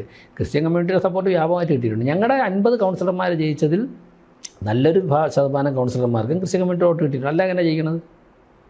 എനിക്കൊന്നും ആ ചോദ്യത്തിന്റെ ഒരു എന്താ വെച്ചാൽ മുമ്പ് പറഞ്ഞത് ഈ കോൺഗ്രസിന്റെ ഒരു സ്പേസിലേക്കാണ് BJP വരുന്നത് എന്ന് പറഞ്ഞത്. പക്ഷേ ഇപ്പോൾ കോൺഗ്രസിന്റെ സ്പേസിലേക്ക് മാത്രമല്ല, ലെഫ്റ്റ് സ്പേസിലേക്കും വരുന്നുണ്ട്. അതിന് 2 പ്രശ്നങ്ങളുണ്ട്. ഒന്ന്, ഇടതുപക്ഷ പാർട്ടികളുടെ പ്രത്യേകിച്ചും CPM-ൻ്റെ ആശയപരമായ ഒരു പരാജയമുണ്ട്. അതായത് VS ഇഫക്റ്റീവായിട്ട് ഫീൽഡിൽ ഉണ്ടാകുന്നവർ, ഞാൻ പല മാധ്യമങ്ങളും എനിക്ക് പറയുന്നത് യാതൊരു മടിയില്ല, VS അച്യുതാനന്ദൻ ഇഫക്റ്റീവായിട്ട് ഫീൽഡിൽ ഉണ്ടാകുന്ന കാലഘട്ടം വരെ അവസാന കാലഘട്ടത്തിൽ അദ്ദേഹത്തിൻ്റെ കൂടെ നിന്ന ആൾക്കാരൊക്കെ പല സാഹചര്യങ്ങൾ കൊണ്ടും ഒന്നുകിൽ വ്യത്യസ്ത ചേരികളിലേക്ക് പോവുകയോ ചിലരൊക്കെ തന്നെ അപ്രസക്തരാവുകയൊക്കെ ചെയ്തിട്ടുണ്ട്. ഇപ്പോൾ പലരും, ഞാൻ പേരുകൾ പറയുന്നില്ല, നിങ്ങൾക്കൊക്കെ അറിയാമായിരിക്കും. പക്ഷേ VS ഒരു കുറച്ച് ഇടതുപക്ഷം പണ്ടേ പറഞ്ഞത് ശബ്ദമുയർത്തുമായിരുന്നു ചില വിഷയങ്ങളിലൊക്കെ. ഇപ്പം ചങ്ങാത്ത മുതലാളിത്തം എന്നൊക്കെ പറഞ്ഞു കൊണ്ടുവരുന്ന ഒരു കാര്യമാണ്. അതിനൊക്കെ എതിരായിരുന്നു VS. അപ്പോൾ ആ ശബ്ദവും കൂടെ അസ്തമിച്ചതോടുകൂടി ഇടതുപക്ഷ ചിന്താഗതി പോലും അതിനകത്തില്ലാതായി. അതോടുകൂടി ഈ ആത്മാവ് നഷ്ടപ്പെട്ട ഒരു ശരീരമായിട്ട് CPM മാറി. ആ സമയത്ത് ആദർശത്തിൽ മുറുകെ പിടിക്കുന്നവരൊക്കെ തന്നെ ഓൾട്ടർനേറ്റീവ്സ് നോക്കി തുടങ്ങി. സ്വാഭാവികമായിട്ടും ഒരു കേഡർ പ്രസ്ഥാനത്തിൽ പ്രവർത്തിച്ചവർക്ക് സ്വാഭാവികമായിട്ട് മറ്റൊരു കേഡർ പ്രസ്ഥാനത്തിലേക്ക് ഇഷ്ടപ്പെടാനായിട്ട് സാധ്യത കൂടുതൽ. അപ്പോൾ ആശയപരമായിട്ടൊക്കെ ഭിന്നത ഉണ്ടെന്നെങ്കിലും പ്രവൃത്തി ശൈലിയിലൊക്കെ തന്നെ ഞാൻ പറയാം. ഇപ്പോൾ മാധ്യമ പ്രവർത്തകർ, നിങ്ങളുടെ പശ്ചാത്തലം എനിക്കറിയില്ല, എന്നോടൊപ്പം കോളേജിലൊക്കെ പഠിച്ചതിൽ ഒരുപാട് ഇടതുപക്ഷ മാധ്യമ പ്രവർത്തകരുണ്ട്. SFIക്കാർ ഒരുപാട് ഒരു മാധ്യമ രംഗത്തുണ്ട്. ഞാൻ പേര് പറഞ്ഞാൽ എല്ലാവരും പ്രഗത്ഭരാണ്. ഇന്ന് കേരളത്തിൽ മുഖ്യധാരയിൽ എനിക്ക് നേരെക്കുറലെല്ലാം ഞങ്ങൾ കോളേജിലൊക്കെ ഒരുമിച്ച് പഠിച്ചത്. അവരൊക്കെ തന്നെ SFIയിൽ പ്രവർത്തിച്ചിരുന്നപ്പോൾ ഉണ്ടായിരുന്ന ഒരു ലഹർ അവർക്ക് പിന്നീട് വന്നപ്പോൾ കേരളത്തിൽ CPI പ്രത്യേകിച്ച് തുടർഭരണം വന്നോട് കിട്ടുന്നില്ല എന്നുള്ളതുകൊണ്ട് ഇപ്പോൾ അതിൽ നല്ലൊരു ശതമാനം ആൾക്കാരും ഈ രാഷ്ട്രീയത്തിൽ ഇപ്പോഴത്തെ CPM രാഷ്ട്രീയത്തോട് വിയോജിപ്പാണ്. ഞങ്ങളുടെ കോർപ്പറേഷൻ ഭരണം വരുന്നതിൽ അവരുടെ സഹായം ഉണ്ടായിട്ടുണ്ട്. ഇപ്പോൾ ഉദ്യോഗസ്ഥർ, സത്യസന്ധരായ നിരവധി ഇടതുപക്ഷ ഉദ്യോഗസ്ഥന്മാർ ഞങ്ങൾക്ക് അവിടെ നടന്ന ഇടതുപക്ഷ നേതൃത്വത്തിൽ നടന്ന അഴിമതിയെക്കുറിച്ചൊക്കെ തന്നെ ഞങ്ങൾക്ക് വിവരങ്ങൾ തന്നിട്ടുണ്ട്. എനിക്കറിയാം, എനിക്ക് വോട്ട് ചെയ്ത നിരവധി ഇടതുപക്ഷ അനുഭാവികളുണ്ട്. അപ്പോൾ അതുകൊണ്ട് തന്നെ കോൺഗ്രസിൽ നിന്ന് മാത്രമല്ല, ഞങ്ങൾ തോൽപ്പിച്ചിട്ടുള്ള ഏറ്റവും കൂടുതൽ ഇടതുപക്ഷത്തിൻ്റെ മേയർ സ്ഥാനാർത്ഥിമാരെയാണ്. കഴിഞ്ഞ 2015-20 നിങ്ങളെടുത്ത് നോക്ക്. ഇടതുപക്ഷത്തിൻ്റെ കോട്ടകളെന്ന് പറയുന്ന സ്ഥലങ്ങൾ, ഇപ്പോൾ ഉദാഹരണത്തിന് കടകംപള്ളി വാർഡ് ഞങ്ങളിപ്പോൾ ജയിച്ചു. ഇടതുപക്ഷ ചിന്താഗതിക്കാർ വോട്ട് ചെയ്താൽ ഞങ്ങൾ ജയിക്കില്ലല്ലോ. ഞങ്ങളുടെ ചില വാർഡുകൾ അവർ പിടിച്ചെടുത്തു, ഞങ്ങളുടെ ചില പാളിച്ചകളും സ്ഥാനാർത്ഥി നിർണ്ണയമൊക്കെ ചിലത് പ്രശ്നമുണ്ടായി. പക്ഷേ അവരുടെ കോട്ടകളിൽ അവർ വോട്ട് ചെയ്താൽ ഞങ്ങൾ ജയിക്കില്ലല്ലോ.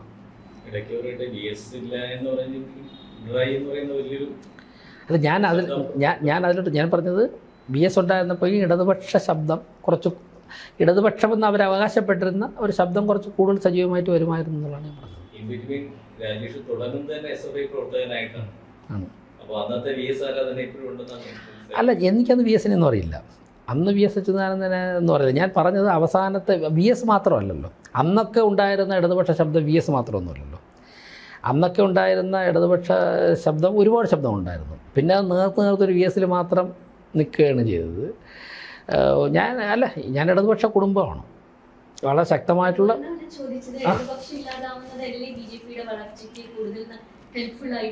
അങ്ങനെ ഞാൻ അഡ്മിറ്റ് ചെയ്യാൻ തയ്യാറല്ല. ഞങ്ങൾ ശക്തമായിട്ട് മുന്നോട്ട് പോയാൽ, ഇപ്പോൾ ഇടതുപക്ഷം ഇല്ലാതായിട്ടാണ് ഇന്ത്യയിലെ മറ്റുള്ള സ്ഥലങ്ങളിൽ BJP വളർന്നത്. BJP വളരണമെങ്കിൽ BJPയുടെ അടിത്തറ വർദ്ധിപ്പിക്കുകയും BJPയുടെ ആശയങ്ങൾ കൂടുതൽ ആൾക്കാരിലേക്ക് കടന്നു കയറുകയും ചെയ്യുക എന്നുള്ളത് തന്നെയാണ് മാർഗം. മറ്റൊരു കാര്യം ചോദിക്കട്ടെ, രാജേഷ് തിരുവനന്തപുരത്തിന്റെ നേതാവാണെങ്കിൽ സംസ്ഥാന തലത്തിൽ കൂടെ ചർച്ച ആകുന്നുണ്ട്. കൊല്ലത്ത് BJP നല്ല നേട്ടം ഉണ്ടായി, പ്രതീക്ഷിക്കാതെ പൊതുസമൂഹം പ്രതീക്ഷിക്കാത്ത രീതിയിൽ കൊല്ലത്ത് ഞാൻ പറയാം, പൊതുസമൂഹം അവിടുത്തെ പൊതുസമൂഹം പ്രതീക്ഷിച്ചാണ്. കാരണം ഞാൻ കൊല്ലത്തിൻ്റെ ചാർജായിരുന്നു. ഇവിടെ സ്ഥാനാർത്ഥിയായിട്ട് മത്സരിക്കണമെന്ന് ആവശ്യപ്പെട്ടതിന് ശേഷമാണ്, അതായത് നോമിനേഷൻ കൊടുക്കുന്നതിന് ഒരു 2 ആഴ്ച മുമ്പ് വരെ ഞാൻ കൊല്ലത്തിൻ്റെ ചാർജായിരുന്നു. കൊല്ലത്ത് ഞങ്ങൾ ചെന്നിട്ട് ശക്തമായ സമരങ്ങൾ കൊല്ലത്ത് നടത്തി. ആ സമരം നടത്തിയതിന് ശേഷം എൻ്റെ FB പേജിൽ തന്നെ വന്ന വേസ്റ്റ് ഇഷ്യൂവിനെതിരെയാണ് സമരം നടത്തിയത്. ഞാൻ ഉൾപ്പെടെ പോലീസ് എൻ്റെ ഇതിൽ ലാത്തി ചാർജ് അതൊക്കെ നടന്നിരുന്നോളാം. എൻ്റെ FB ചെയ്തുന്ന കമൻസ് മുഴുവൻ തന്നെ ഭയങ്കരമായിട്ട് സപ്പോർട്ടീവായിരുന്നു. ആരും BJPക്കാരൊന്നുമല്ല കമൻസ് ഇട്ടവരൊക്കെ. കൊല്ലത്തെ ജനത മടുത്തിരിക്കുകയായിരുന്നു. ഞങ്ങൾ സംഘടനകത്ത് കുറച്ചുകൂടെ 2-3 സീറ്റുകൂടെ ഞാൻ പ്രതീക്ഷിച്ചാണ്. ആരെങ്കിലുമൊക്കെ സീനിയേഴ്സ് അവിടെ കോർഡിനേറ്റ് ചെയ്യാനും കുറച്ചുകൂടെ ശ്രദ്ധിക്കാനായിട്ട് ഞങ്ങൾക്ക് സമയം കിട്ടിയിരുന്നെങ്കിൽ ചിലപ്പോൾ 2-3 സീറ്റുകൂടെ കിട്ടിയേനെ. കൊല്ലത്തുണ്ടാക്കിയ ഒരു നേട്ടം തൃശ്ശൂര് നഷ്ടമാണ്. ഞാൻ പറയുന്ന ഓരോ സ്ഥലത്തും ഓരോ സാഹചര്യം. അതിപ്പോൾ തൃശ്ശൂരിൽ പാർലമെൻറ്റ് തിരഞ്ഞെടുപ്പ് ഉണ്ടായ ഒരു റിസൾട്ട് അതുപോലെ എനിക്ക് നിലനിർത്താൻ പറ്റില്ല. അപ്പോൾ തിരുവനന്തപുരത്ത് രാജീവ് ചന്ദ്രശേഖർ 72 സീറ്റ് ലീഡ് ചെയ്തല്ലോ. കോർപ്പറേഷൻ വന്നപ്പോൾ 50-ലോട്ട് ഒതുങ്ങിയില്ലേ? അത് സ്വാഭാവികമാണ്.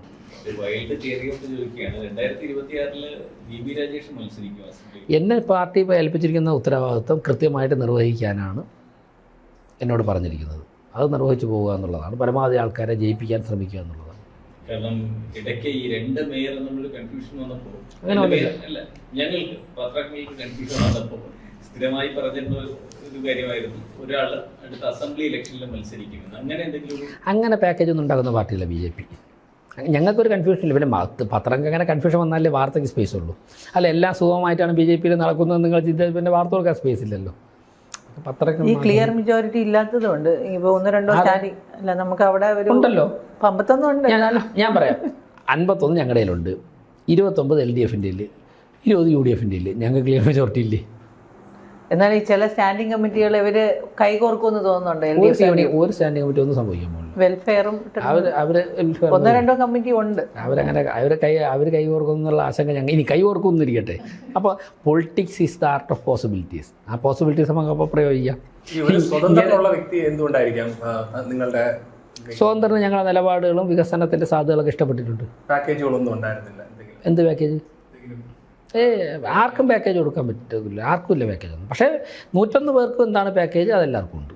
ഈ ഡെമോഗ്രാഫിക്കലി ഒട്ടും അനുയോജ്യമല്ലാത്ത വിഴിഞ്ഞത്ത് ഒരു ഉപതെരഞ്ഞെടുപ്പ് നടന്നിരുന്നല്ലോ. അവിടെ 300 വോട്ടിൽ നിന്ന് 2000 വോട്ടാണ് വന്നിരിക്കുന്നത്. അതെന്താ കാണിക്കുന്നത്? നിങ്ങളുടെ വികസനത്തിന്റെ അത് ഡെമോഗ്രാഫി അനുയോജ്യമല്ലെന്ന് താങ്കളുടെ കണ്ടെത്തലാണ് തെറ്റിയത്. അത് അവിടെയാണ് പാളിയത്. ഡെമോഗ്രാഫി എല്ലായിടത്തും ഡെമോഗ്രാഫി ഞങ്ങൾക്ക് അനുകൂലമാണ്. ഡെമോഗ്രാഫി അനുകൂലമായതുകൊണ്ടല്ലോ മുസ്ലിം സമുദായത്തിൽപ്പെട്ടവർ ഭൂരിപക്ഷമുള്ള UP-യിൽ പല മണ്ഡലങ്ങളും ഞങ്ങൾ ജയിക്കുന്നത്. ഇന്ത്യയിലെ എല്ലാ സ്ഥലങ്ങളിലും BJPക്ക് ഡെമോഗ്രാഫി BJPക്ക് അനുകൂലം തന്നെയാണ്. പക്ഷേ ചില സ്ഥലങ്ങളിൽ റിഫ്ലക്റ്റ് ചെയ്യാൻ വേണ്ടി കുറച്ച് സമയം എടുക്കും, അത്രേ ഉള്ളൂ.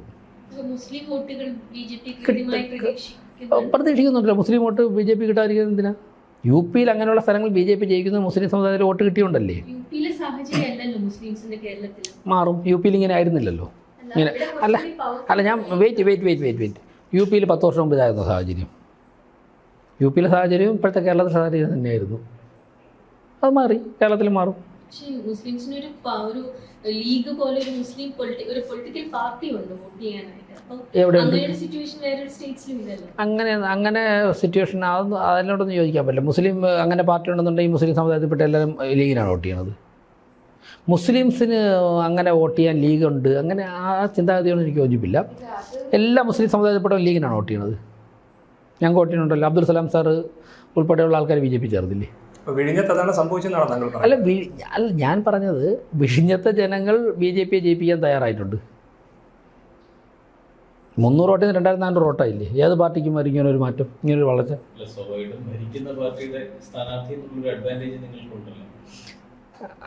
അത് ഞങ്ങൾക്കുണ്ടാവും.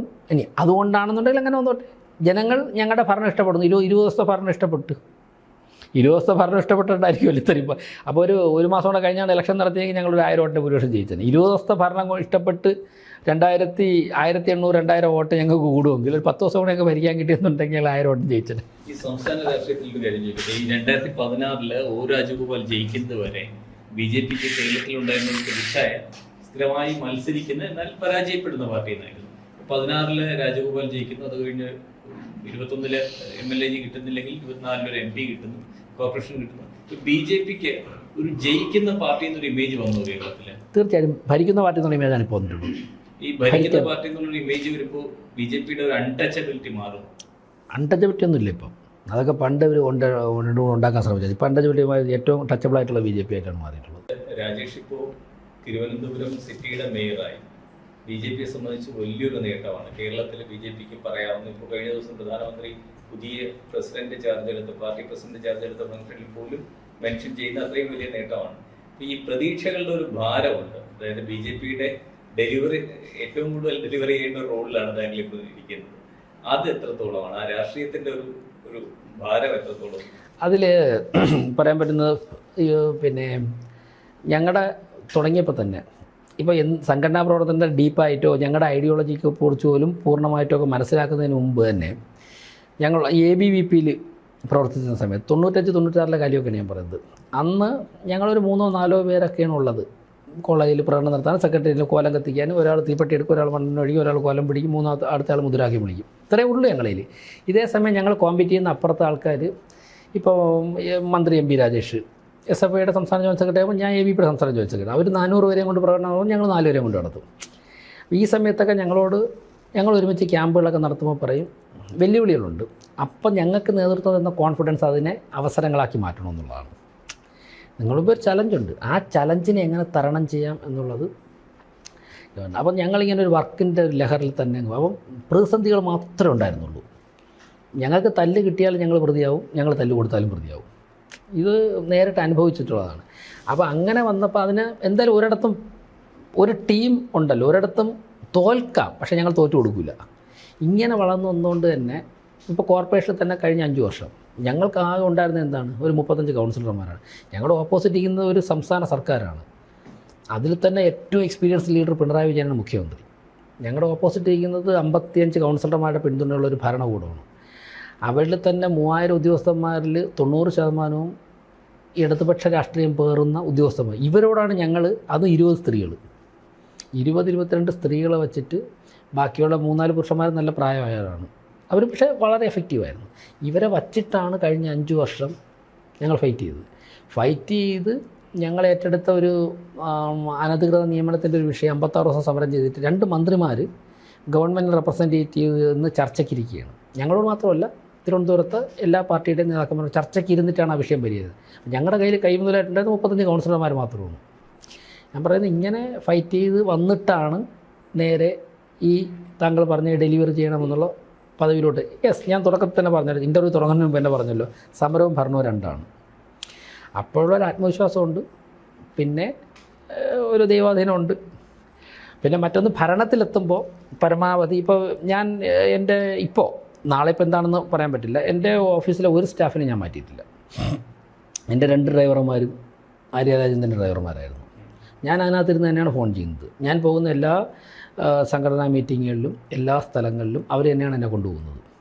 ഞാൻ ആ കാറിനകത്തിരുന്ന് തന്നെയാണ് എൻ്റെ എല്ലാ എല്ലാം ഞാൻ അതിനകത്തിരുന്ന് വെച്ചിരിക്കുന്നത്. എൻ്റെ മേയറുടെ ഓഫീസിലെ ഒരാളിനെയും ഇവർക്കൊക്കെ ആശങ്കയായിരുന്നു, മാറ്റുമോ. ഒരു ഉദ്യോഗസ്ഥൻ, ഞാൻ മേയർ അതിൻ്റെ പിറ്റേ ദിവസം രാവിലെ എൻ്റെ വീട്ടിൽ വന്നു. സാർ, ഞാൻ മേയർ സെക്ഷനിൽ തന്നെ ഞാൻ ജോലി ചെയ്യാം. ഞാൻ നിങ്ങൾ ചെയ്തോ, നമുക്ക് വി ആർ ഹാപ്പി എന്ന് പറഞ്ഞു. അവരുടെ യൂണിയൻ നേതാക്കന്മാരോട് ഞാൻ പൂർണ്ണമായിട്ട് റെസ്പെക്റ്റ് കാണിച്ചാണ് പെരുമാറുന്നത്. അപ്പോൾ അതുകൊണ്ട് തന്നെ ഇതൊരു ആശങ്ക തോന്നിയിട്ടില്ല. അവർ ആത്മാർത്ഥമായിട്ടാണ് പ്രവർത്തിക്കുന്നത്. സ്വാഭാവികമായിട്ട് അവരുടെ സംസാരത്തിൽ നിന്നും നമ്മളൊക്കെ രാഷ്ട്രീയം നടത്തുന്നവരില്ല, നമുക്കറിയാമല്ലോ.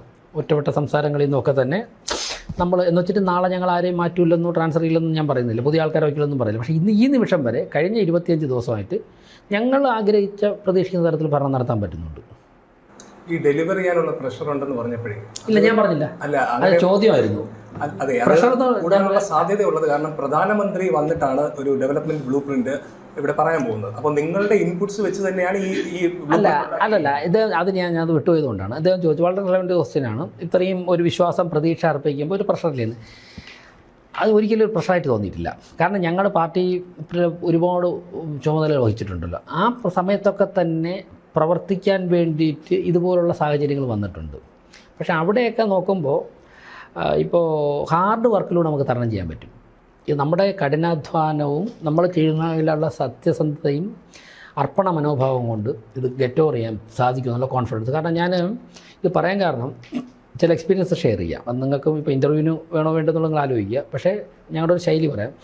ഇപ്പോൾ വി മുരളീധരൻജി സംസ്ഥാന BJPയുടെ പ്രസിഡൻ്റായിരുന്നപ്പോൾ സുഷമ സ്വരാജായിരുന്നു ആഭ്യന്തരമന്ത്രി. സുഷമാജി ഒരു ദിവസം തിരുവനന്തപുരത്ത് വരികയാണ്. സുഷമാജി വന്നത് 11:55 വന്നിട്ട് നേരെ വരുന്നു, ഒരു 5 മിനിറ്റ് റൂമിൽ പോയിട്ട് തിരിച്ചു വരുന്നു. എനിക്ക് തോന്നുന്നു അന്ന് താജ് ഇപ്പോഴത്തെ ഹയാത്തിലായിരുന്നു. ഞാൻ നന്നായിട്ട് ഓർക്കുന്നുണ്ട്. സുഷമായി 5 മിനിറ്റോ 10 മിനിറ്റോ കൊണ്ട് റൂമിൽ പോയിട്ട് തിരിച്ചു വരുന്നു. ഞങ്ങളോടൊപ്പം 12:30 1 മണി വരെ 12 മണി 12 വരെ 12:30 ഫുഡ് കഴിച്ചത്. ഞങ്ങളുടെ ഒരുമിച്ച് സംസാരിച്ചിട്ട് പിരിയുമ്പം 1:30 2 മണിയായി. അപ്പോൾ ഞങ്ങൾ പുറത്തിറങ്ങുന്നു. ഞാനൊന്ന് യുവമോർച്ച പ്രസിഡൻ്റാണ്. പുറത്തിറങ്ങുന്നു, നാളെ ഇപ്പോൾ കാണാം 6:30 ഐ വിൽ ബി ഹിയർ എന്ന് പറഞ്ഞത്. 2 മണിക്കാണ് പോകുന്ന റൂമിലേക്ക്. ഞങ്ങൾ 6:30 വന്ന് സുഷമ സ്വരാജ് 6:25 ആയപ്പോഴേക്കും അവിടെ റെഡിയാണ്. പിന്നെ സുഷമാജി രാത്രി 10-11 മണി വരെ വർക്ക് ചെയ്യണം. സെയിം എക്സ്പീരിയൻസ് എസ് ജയശങ്കർജിയുടെ 5 ദിവസം ഉണ്ടായിരുന്നു. ഓർക്കുന്നുണ്ടോ? എസ് ജയശങ്കർജിയുടെ 4-5 ദിവസം കൂടെ ഉണ്ടായിരുന്നു. ഈ 5 ദിവസവും ഞാൻ ജില്ലാ പ്രസിഡൻ്റ് കൂടെ ഉണ്ടായിരുന്നു. ജയശങ്കർജിയുടെ പ്രോഗ്രാം ഷെഡ്യൂൾ ചെയ്തിട്ട് 2 ദിവസം മുമ്പ് തന്നെ എല്ലാം ഫൈനലൈസ് ചെയ്യാൻ അയച്ചു കൊടുത്തു. ഞാൻ ഉച്ചയ്ക്ക് റെസ്റ്റ് ചെയ്യാൻ വേണ്ടി 1 മണിക്കൂർ ഗ്യാപ്പ് ഇട്ടു. ഞാൻ ഉച്ചയ്ക്ക് ഒരു ശ്രമമില്ല. ഉച്ചയ്ക്ക് 1 മണിക്കൂർ ഓൺലൈൻ മീറ്റിങ്ങിനാണ് ആ സമയം മാറ്റി വയ്ക്കേണ്ടത്. ഇത് എസ് ജയശങ്കർജിയുടെ ഇതാണ്. അമിത്ഷാജി ഇവിടെ വന്നു കഴിഞ്ഞാൽ രാത്രി 1 മണി 12:30 അമിത്ഷാജി റൂമിൽ പോവില്ല, എന്തെങ്കിലും ആക്ടിവിറ്റി ആയിട്ട് നിൽക്കും. PM-ൻ്റെ മാത്രം അത്ര അടുത്ത് നിന്ന് കാണാൻ പറ്റിയിട്ടില്ല, എന്ന് വെച്ചാൽ ഓരോ പ്രവർത്തനം കാണാൻ പറ്റിയിട്ടില്ല. എങ്കിലും അദ്ദേഹവും വന്നിട്ടുണ്ട്. ഇതുപോലെ ഇപ്പോൾ അശ്വനി വൈഷ്ണവ് ഒരു റെയിൽ ആക്സിഡൻറ്റ് നടന്നപ്പോൾ 2 ദിവസം എനിക്ക് തോന്നുന്നു ആ വസ്ത്രം മാറിയോ സംശയമാണ്, കൂടെ ഒന്ന് വർക്ക് ചെയ്യണം. അപ്പോൾ ഈ റോൾ മോഡലുകൾ മുകളിൽ നിന്നിട്ട് വർക്ക് ചെയ്യുമ്പോൾ ഞങ്ങൾ സ്വാഭാവികമായിട്ട് അതിനേക്കാൾ 1 മണിക്കൂർ കൂടുതൽ ചെയ്യണ്ടേ. അപ്പോൾ സ്വാഭാവികമായിട്ട് അത് പറയാൻ സാധിക്കും. അപ്പോൾ ഈ ചോദ്യത്തിലേക്ക് തിരിച്ചു വന്നാൽ PM ആണ് അനൗൺസ് ചെയ്യാൻ പോകുന്നത്. അപ്പോൾ കോർപ്പറേഷൻ്റെ ഇൻപുട്സ് വെച്ചിട്ടായിരിക്കുമല്ലോ അത് അനൗൺസ് ചെയ്യുന്നത്. എന്തെങ്കിലും വലിയ ബിഗ് ടിക്കറ്റ് പ്രോജക്ട്സ് നമുക്ക് എക്സ്പെക്ട് ചെയ്യാം? അല്ല, അത് എന്താണ് ചെയ്യാൻ പോകുന്നത് എല്ലാ പത്രക്കാരും ചോദിക്കുകയാണ്. പത്രക്കാർ വാർത്ത കൊടുത്തിട്ട് PM അവിടെ ചെയ്യാൻ പോകുന്നു, ഇവിടെ ചെയ്യുന്നു എന്നൊക്കെ പറയുന്നു. ഇതൊന്നും തന്നെ ഒഫീഷ്യലി ഞങ്ങൾ പറയുകയോ PMO എന്ന് അറിയിച്ചിട്ടോ ഇല്ല.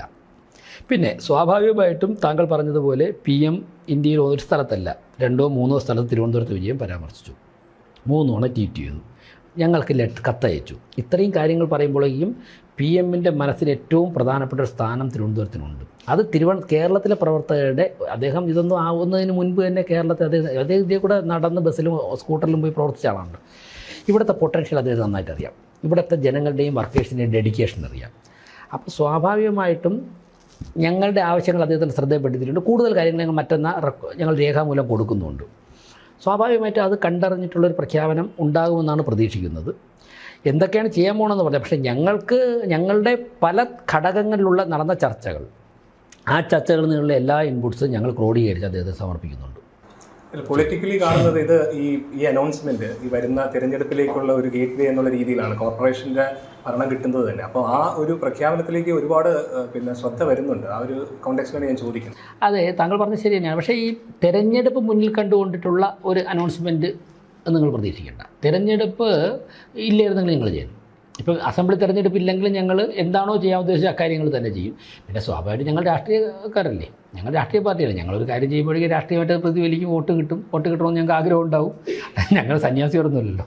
അപ്പോൾ ഈ ലോക്കൽ ബോഡി ഇലക്ഷന്റെ സമയത്ത് തിരുവനന്തപുരം കോർപ്പറേഷൻ മാനിഫെസ്റ്റോ കാണുമ്പോഴെല്ലാം വികസിത അനന്തപുരി എന്ന് പറയുന്നത് അതാണ് ഏറ്റവും അധികം പ്രൊജക്ട്. ഇപ്പൊ നിങ്ങൾ ഇറക്കിയ ആ ഒരു റോഡ് മാപ്പിലടക്കം ഏറ്റവും കൂടുതൽ ഡെവലപ്മെന്റിനെ പറ്റിയിട്ടാണ് കാണുന്നത്. പക്ഷേ അതിനുശേഷം, ഈ വിജയത്തിന് ശേഷം ഇപ്പൊ റീസെന്റ് നടക്കുന്ന കാര്യങ്ങൾ എടുക്കുമ്പോൾ വികസനം എന്നുള്ളത് 3 ഘടകങ്ങളിൽ ഒന്നായിട്ടാണ് മാറുന്നത്. ഒന്ന് വിശ്വാസം, ഒന്ന് സുരക്ഷിതത്വം, അതായത് ഈ ജമാഅത്ത് ഇസ്ലാമി പോലുള്ള പവേഴ്സിൽ നിന്ന് കേരള രാഷ്ട്രീയത്തിനെ രക്ഷിക്കുക എന്ന് പറയുന്നത്, ആൻഡ് ദെൻ ഡെവലപ്മെന്റ്. അങ്ങനത്തെ ഒരു ലൈനിലേക്ക് പോകുന്നതായിട്ട് കാണുന്നുണ്ട്. വികസനം ബാക്ക് സീറ്റിലേക്ക് വരികയാണോ ഒരു പാർട്ടി ഒരു പ്രൊജക്ഷനിലേക്ക് വരുമ്പോൾ? ശരി, താങ്കൾ ചോദിച്ച ചോദ്യം കൃത്യമായിട്ട് മനസ്സിലാക്കിയിട്ടാണ് സംസാരിക്കുന്നത്. കഴിഞ്ഞ 25 ദിവസമാണ് ആയിട്ടുള്ളത് ഞങ്ങളുടെ ഈ ഭരണസമിതി വന്നിട്ട്. ഈ 25 ദിവസത്തെ പ്രവർത്തനം അങ്ങ് വിലയിരുത്തിയിട്ട് ഞങ്ങൾ അങ്ങ് ചോദിച്ച ചോദ്യത്തിലൂടെയാണ് ഞങ്ങൾ പോകുന്നതെന്ന് പറയുന്നത്. ഏതെങ്കിലും ഒരു ദിവസത്തെ വർക്ക് വികസനം എന്നുള്ള കാര്യത്തിൽ നിന്നും മാറി, അല്ലെങ്കിൽ ഞങ്ങൾ പറഞ്ഞ കാര്യത്തിൽ നിന്നും മാറി, ജനുവരി 26-ാം തീയതി ഉച്ചയ്ക്ക് 12 മണി മുതൽ ഈ നിമിഷം വരെയുള്ള ഏതെങ്കിലും ഒരു ദിവസത്തെ വർക്ക് എടുത്തിട്ട്, അല്ലെങ്കിൽ ടോട്ടൽ എടുത്തിട്ട് അങ്ങ് പറയണം ഏത് ആക്ടിവിറ്റിയിലാണ് അങ്ങക്ക് അത് ഫീൽ ചെയ്തത്. ഡിസംബർ 26 മുതൽ ഇന്ന് ജനുവരി 21 വരെയുള്ള പ്രവർത്തനം ഞാനിവിടെ ഇരിക്കില്ല, നേതൃത്വം കൊടുക്കുന്ന ആൾ, ഇത് ഏത് ആക്ടിവിറ്റിയിലാണ് അങ്ങക്ക് അത് ഫീൽ ചെയ്തത്? തിരിച്ചെൻ്റെ ചോദ്യം. വെയിറ്റ്. ഈ ഭരണത്തിന് ബേസ് ചെയ്താണല്ലോ അങ്ങ് ചോദിച്ചത്. അല്ല, കോർപ്പറേഷന്റെ കാര്യത്തിലല്ല.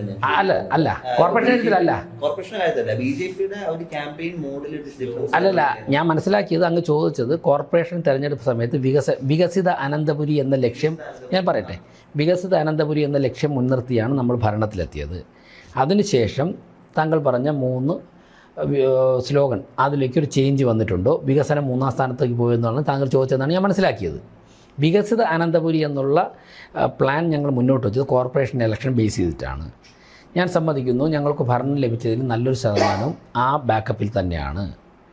അതിൽ നിന്നും അത് 3-ാം സ്ഥാനത്തേക്ക് അങ്ങ് പോയോന്ന് അങ്ങ് ചോദിക്കണമെങ്കിൽ ഞങ്ങളുടെ 25 ദിവസത്തെ ഭരണത്തിൽ അത് 3-ാം സ്ഥാനത്താക്കിയായിട്ട് എവിടെയെങ്കിലും റിഫ്ലക്റ്റ് ചെയ്യണം.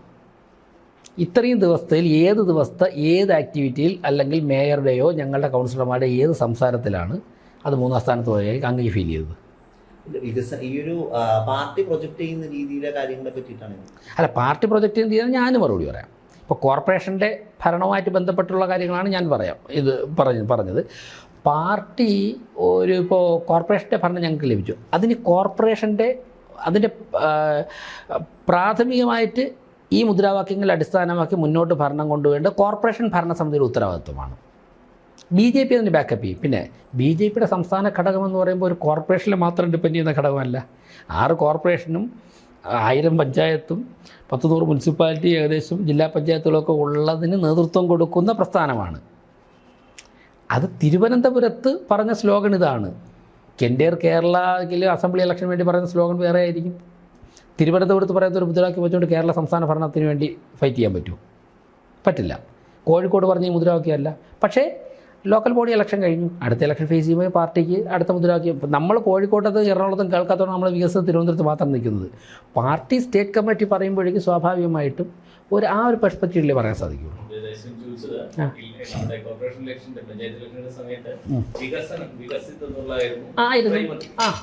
പക്ഷെ ഇപ്പൊ വന്ന സ്ലോഗനില്, അതായത് ഇപ്പൊ കഴിഞ്ഞ ദിവസം തന്നെ എനിക്ക് സുരേഷിന്റെ പത്രസമ്മേളനത്തിലൊക്കെ ഞാൻ പറയാം, ഒരു political party current issues address ചെയ്യാൻ പോകാൻ പറ്റുമോ? നിങ്ങൾക്ക് ഇന്ത്യൻ എക്സ്പ്രസ്സിന് ഒരു പാറ്റേൺ ഉണ്ടാവും, ഒരു പോളിസി ഉണ്ടാവും. നിങ്ങൾ തുടങ്ങിയത് പോലെ അവസാനിക്കുന്നവരെ ആ പോളിസി വെച്ച് മാത്രം എല്ലാ ദിവസവും വാർത്ത എഴുതാൻ പറ്റുമോ? നിങ്ങൾ നാളെ ശാസ്ത്രമംഗലത്ത് കാണുന്നത്, നാളെ തിരുവനന്തപുരത്ത് കാണുന്നത്, നാളെ ചെന്നൈ കാണുന്നത്, ഡൽഹിയിലുള്ള കറണ്ട് പൊളിറ്റിക്സ് നിങ്ങൾക്ക് അഡ്രസ്സ് ചെയ്തല്ലേ ഒക്കുള്ളൂ. ഞങ്ങൾ വികസനം എന്ന് പറയുന്ന ഒരു കാര്യത്തിൽ പറയുമ്പോൾ എല്ലാ ദിവസവും രാവിലെ തൊട്ട് രാത്രി വരെ വികസനം എന്ന് മാത്രം പറഞ്ഞുകൊണ്ട് രാഷ്ട്രീയ പാർട്ടി നിൽക്കാൻ പറ്റുമോ? ആ രാഷ്ട്രീയ പാർട്ടി പിറ്റേന്ന് രാവിലെ എൻ്റെ മുമ്പിൽ എന്ത് സംഭവിക്കും? ഞാൻ അഡ്രസ്സ് ചെയ്യണം. എങ്കിൽ മാത്രമേ ഈ വികസനത്തിന് ഞങ്ങൾക്ക് ബാക്കപ്പ് കിട്ടുള്ളൂ. രാവിലെ എഴുന്നേറ്റ് BJPയുടെ എല്ലാ നേതാക്കന്മാരും വികസനം എന്ന് പറഞ്ഞുകൊണ്ടിരുന്നു കഴിഞ്ഞാൽ ഒരു രാഷ്ട്രീയ പാർട്ടിയുടെ പ്രവർത്തനം നടക്കില്ല. അപ്പോൾ അതിൽ ഇനി അത് പറഞ്ഞൊരു ഭരണം കിട്ടി. ആ ഭരണത്തിൽ ഞങ്ങൾ അതിൽ നിന്നും പുറകോട്ട് പോയെങ്കിൽ ഞങ്ങളുടെ ചോദ്യം പ്രസക്തമാണ്. രാഷ്ട്രീയ പാർട്ടിക്ക് അതാത് മണിക്കൂറിൽ ഉണ്ടാകുന്ന കറണ്ട് പൊളിറ്റിക്സിനെ അഡ്രസ്സ് ചെയ്ത് മുന്നോട്ട് പോകാൻ പറ്റുള്ളൂ. അതിൻ്റെ ഭാഗമായിട്ട് സംസ്ഥാന ജനറൽ സെക്രട്ടറി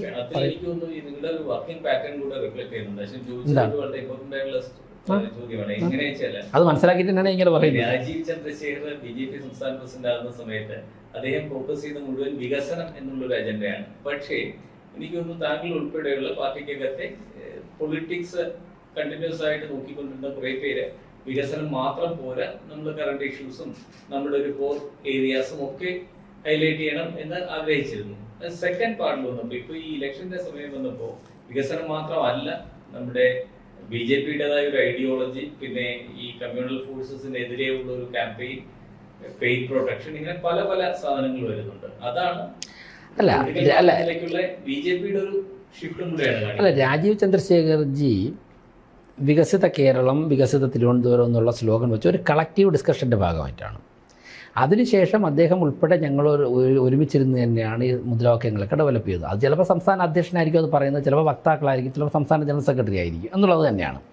അപ്പോൾ ഇപ്പം നരേന്ദ്രമോദിജിയുടെ എല്ലാ പ്രവർത്തനവും രാജ്യം വികസിക്കണമെന്നുള്ള അർത്ഥത്തിലൂന്നി തന്നെയാണ്. അതിൽ നിങ്ങൾക്ക് വ്യത്യസ്ത അഭിപ്രായങ്ങൾ. പക്ഷേ നരേന്ദ്രമോദി ഓരോ ദിവസവും ഓരോ സ്ഥലത്തും അതിനനുസരിച്ചിട്ടുള്ള പൊളിറ്റിക്കൽ സ്ലോഗൻസ് റൈസ് ചെയ്യാറുണ്ട്. ആസാമിൽ പോകുമ്പോൾ ആസാമിൻ്റെ പശ്ചാത്തല രാഷ്ട്രീയം പ്രസംഗിക്കും, പാർലമെൻറ്റ് വരുമ്പോൾ പാർലമെൻറ്റ് പ്രസംഗിക്കും, അമേരിക്കയിൽ പോകുമ്പോഴേക്കും അവിടുത്തെ കറണ്ട് പൊളിറ്റിക്സ് അല്ലെങ്കിൽ ആ സെനാരിയോയിൽ എന്ത് പറയണമെന്ന് വിചാരിക്കും. അതുപോലെ തന്നെയാണ് രാജീവ് ചന്ദ്രശേഖർജി വികസനത്തിൽ ഊന്നു നിൽക്കുമ്പോൾ തന്നെ അത് നടപ്പിലാക്കാനുള്ള ഒരു വെഹിക്കിളാണല്ലോ പൊളിറ്റിക്കൽ പാർട്ടി. ആ പൊളിറ്റിക്കൽ പാർട്ടിയുടെ വളർച്ചയ്ക്ക് വേണ്ടി ഏതൊക്കെ കാലഘട്ടത്തിൽ ഏതൊക്കെ കാര്യങ്ങൾ പറയണോ അത് പറയും എന്ന് കരുതിയിട്ട് വികസനത്തിൽ നിന്ന് മാറി എന്ന് പറയാൻ സാധിക്കില്ലല്ലോ. പക്ഷേ ഇത് രണ്ടും വീണ് കിട്ടിയതാന്ന് വേണമെങ്കിൽ പറഞ്ഞോട്ടെ. ഇപ്പോൾ ശബരിമല സ്വർണ്ണക്കൊള്ള വന്നുകൊണ്ടാണല്ലോ നമ്മൾ ഈ ആചാര സംരക്ഷണം, വിശ്വാസ സംരക്ഷണം എന്ന് പറഞ്ഞ് വീണ്ടും പറയാൻ തുടങ്ങിയത്. അതുപോലെ തന്നെ ജമാഅത്തെ ഇസ്ലാമി UDF-ഉമായിട്ടുള്ള ബാന്ധവം ഉണ്ടെന്ന് പറയുമ്പോഴാണ് ഡേഞ്ചറസ് പോളിറ്റിക്സ്. അങ്ങനെയൊക്കെ ചെയ്യുമ്പോൾ ഞങ്ങൾ അങ്ങനെയൊക്കെ പറയും, കൊള്ള നടത്താതിരിക്കണമായിരുന്നു. പക്ഷേ ശബരിമല ഇഷ്യൂ ഇലക്ഷന് മുന്നേ ഉണ്ടായിരുന്ന ഒരു സംഭവമല്ല. ആ സമയത്ത് അതിനെപ്പറ്റി ഒരു ആക്റ്റീവ് ക്യാമ്പയിനിലേക്ക് BJP അന്ന് പോയത്. ഇന്ന് കാണുന്ന ലെവലിലേക്കുള്ള ക്യാമ്പയിൻ ശബരിമല ഞങ്ങൾ നടത്തിയ സമരം ആരും നടത്തിയിട്ടുണ്ട്? എൻ്റെ പേരിൽ എത്ര കേസുണ്ട്? എത്ര കേസ് എൻ്റെ പേരിലുണ്ട്? നോൺ ബെയിലുള്ള കേസ് എൻ്റെ അതുപോലുള്ള സമരമുണ്ട്. അതുപോലെ തന്നെ ശബരിമലയിൽ പണ്ട് ടോൾ പിരിവുണ്ടായിരുന്നു, അറിയോ? നിങ്ങൾ ശബരിമല മുമ്പ് പോകുമ്പോൾ നമ്മുടെ ആ ചാലക്കയത്ത് ആ വളവിൻ്റെ മുകളിലേ അവിടെ ചെക്ക് പോസ്റ്റ് നിർത്തിയിട്ട് അപ്പോൾ ടോൾ പിരിക്കുമായിരുന്നു, കൊള്ളയായിരുന്നു. അതിനെതിരെ യുവമോർച്ച ഞാൻ സംസ്ഥാന പ്രസിഡന്റ് ആയിരുന്നപ്പോഴേ ആ ടോൾ പിരിവ് അവസാനിപ്പിച്ചത്. ഞാൻ തന്നെ ചാലക്കയത്ത് പമ്പയിൽ കാറിനകത്ത് 14 ദിവസം കിടന്ന് ഉറങ്ങി അവിടെ കിടന്ന് സമരം ചെയ്തിട്ടുണ്ട്. അതോടുകൂടി ഹൈക്കോടതി ഇടപെട്ട് അവിടെ ആ കൊള്ള അവസാനിപ്പിച്ചത്. അതിനുശേഷം അവിടുത്തെ ഭക്ഷണ പദാർത്ഥങ്ങൾ കൊടുക്കുന്നതിലെ ക്രമക്കേട് എത്രയോ ആഴ്ചകൾ സന്നിധാനത്ത് താമസിച്ചിട്ട് ഞാൻ തന്നെ യുവമോർച്ച പ്രസിഡന്റ് സമരത്തിൽ നേർത്തു. പിന്നെ K. സുരേന്ദ്രൻ ഞങ്ങൾക്ക് കൂടെ കൊടുത്ത സമരങ്ങൾ എന്തുമാത്രം സമരം ഞങ്ങൾ ചെയ്താൽ ആരും ചെയ്തിട്ടുണ്ട്? അല്ല, അത് ഞങ്ങൾ സീറ്റ് കിട്ടാൻ വേണ്ടി സീറ്റ് കിട്ടണമെന്ന് ആഗ്രഹമുണ്ട്. സീറ്റ് കിട്ടാൻ വേണ്ടി മാത്രമല്ല ഞങ്ങൾ പ്രവർത്തിക്കുന്നത്. ഞങ്ങളുടെ സോഷ്യൽ ഇഷ്യൂസ് വരുമ്പോൾ ഞങ്ങൾ റൈസ് ചെയ്യും. നാളെ സീറ്റ് കിട്ടില്ല എന്ന് വെച്ചിട്ട് വീട്ടിലിരിക്കാൻ പറ്റും? അങ്ങനെ ഞങ്ങൾ കെട്ടിവെച്ച കാശ് കിട്ടാതിരുന്ന കാലഘട്ടത്തിൽ ഞങ്ങൾ എന്തെല്ലാം സമരം ചെയ്തിട്ടുണ്ട്. BJPക്ക് നേരത്തെ MP ഉണ്ടായിട്ടുണ്ട്, MLA ഉണ്ടായിട്ടുണ്ട്. ആദ്യമായിട്ടാണ് ഇത്രയും വലിയൊരു അഡ്മിനിസ്ട്രേറ്റീവ് പോസ്റ്റിൽ ഒരു BJP നേതാവ് വരുന്നത്. BJPയുടെ മുൻ ഭരണത്തിൽ ഉണ്ടായിരുന്നപ്പോൾ മുനിസിപ്പാലിറ്റീസിൽ അത്ര നല്ല പ്രകടനമല്ല നമ്മൾ തുടർന്നുള്ള ഇലക്ഷൻസ് വെച്ച് നോക്കി. പാലക്കാടാണെങ്കിലും ഒക്കെ പന്തളം ഒക്കെ നഷ്ടപ്പെടുന്ന സാഹചര്യമാണ് നമ്മൾ കാണുന്നത്. ഇതൊരു അനിൽ ആദ്യം ചോദിച്ചപ്പോൾ ഇതൊരു ആഡഡ് പ്രഷറാണ്, ഒരു ഷോ പീസാണ് BJPയെ സംബന്ധിച്ചിടത്തോളം തിരുവനന്തപുരം കോർപ്പറേഷൻ എന്ന് പറയുന്നത്. അപ്പോൾ ഈ ആഡഡ് പ്രഷറിനെ എങ്ങനെ ഹാൻഡിൽ ചെയ്യുന്നുള്ളത്? പന്തളം ഒക്കെ നഷ്ടപ്പെട്ടില്ല, പന്തളം മാത്രമേ നഷ്ടപ്പെട്ടുള്ളൂ. പാലക്കാട് 3ാമതും ഭരിക്കുകയാണ്. ഈ ഒക്കെ എന്ന് പറയുമ്പോഴേ നമുക്കറിയാം. അല്ല, ഞാൻ പറഞ്ഞു, അല്ല സീറ്റ് പറഞ്ഞു ഭരിക്കാൻ. അല്ല, ഈ ഒക്കെ എന്ന് പറയുമ്പോൾ കേൾക്കുന്നവർ ഒരുപാട് നഷ്ടപ്പെട്ടു. ഞങ്ങൾക്ക് 2 ഉണ്ട്, ഇപ്പം 2 ഉണ്ട്.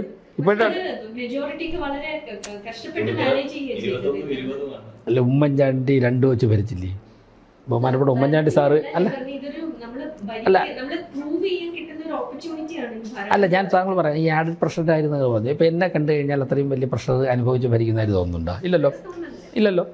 That's quite natural. എന്നോട് പലരും ചോദിച്ചു, നിങ്ങൾക്ക് 50 ഉള്ളൂ, ഏറ്റവും മുതിർന്ന നേതാക്കന്മാരിൽ അപ്പുറത്ത് വന്നിട്ടുള്ളൂ, മുൻ MLA ഉണ്ട്, മുൻ മേയറുണ്ട്. ഞാൻ പറഞ്ഞു അതാണ് എൻ്റെ കോൺഫിഡൻസ്. കാരണം മുതിർന്ന നേതാക്കന്മാർ വരുമ്പോൾ പ്രതിപക്ഷത്തൊരു നല്ലതാണ്. ഒന്ന് ആരോഗ്യപരമായിട്ടുള്ള ഇന്ന് തന്നെ നിങ്ങൾ വന്നോന്ന് എനിക്കറിയില്ല. ഇന്നത്തെ ഉണ്ടായിരുന്ന ഫുൾ ഉണ്ടായിരുന്ന എത്ര അവസാനം വരെ ഉണ്ടായിരുന്ന എത്ര ആൾക്കാർ സംസാരിച്ചു? താങ്കളുണ്ടായിരുന്നല്ലോ. എനിക്ക് ഞാൻ കഴിഞ്ഞ 5 വർഷം ഉണ്ടായിരുന്നു. ഇത്രയും ആൾക്കാർ ഒരു കൗൺസിൽ സംസാരിച്ച 5 വർഷത്തിനിടയ്ക്ക് എനിക്കിതുവരെ ഫീൽ ചെയ്തിട്ടില്ല. താങ്കൾ വളരെ നന്നായി മാനേജ് ചെയ്തു എന്ന് ഷൈനു പറയുകയും ചെയ്തു. അപ്പോൾ ഞാൻ പറയുന്നത് എത്ര പേര് ഏറ്റവും പുതിയതായിട്ട് വന്ന ഇന്ന് ആദ്യമായിട്ട് ആ കോർപ്പറേഷനകത്ത് കൗൺസിൽ ഹാളിൽ കയറുന്ന കൗൺസിലർമാർ വരെ സംസാരിച്ചു. ഒരു കാര്യത്തിലും ഇടപെട്ടില്ല. അവർക്ക് പറയാനുള്ളത് കാരണം അവർ വരുന്നത് ജനങ്ങളുടെ ഇടയിൽ നിന്നാണ്.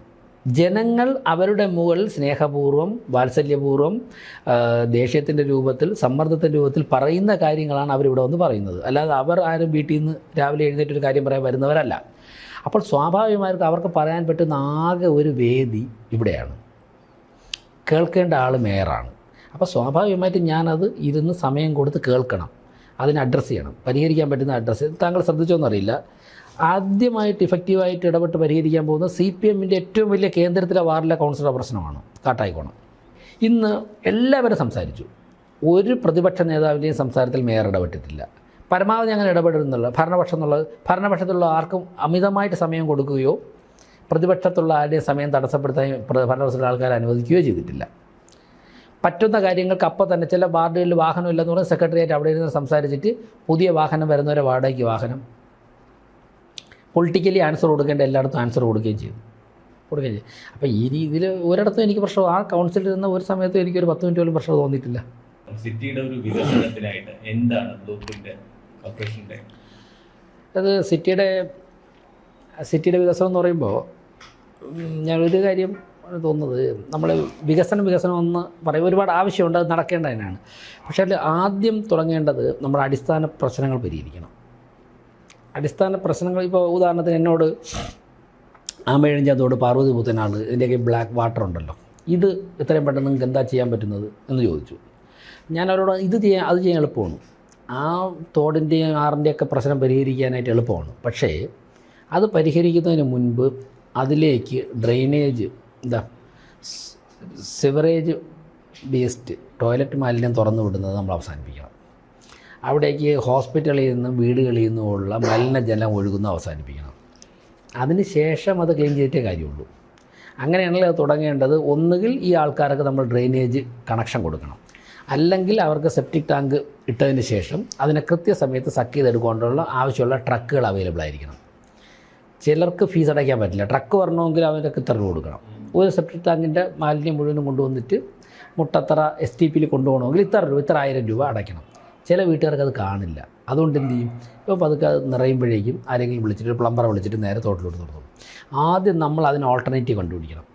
ഇവിടെ നിന്ന് എല്ലായിടത്തും അത് ഒഴുകില്ല എന്ന് ഉറപ്പാക്കിയിട്ട് അത് ക്ലീൻ ചെയ്തിട്ട് കാര്യമുള്ളൂ.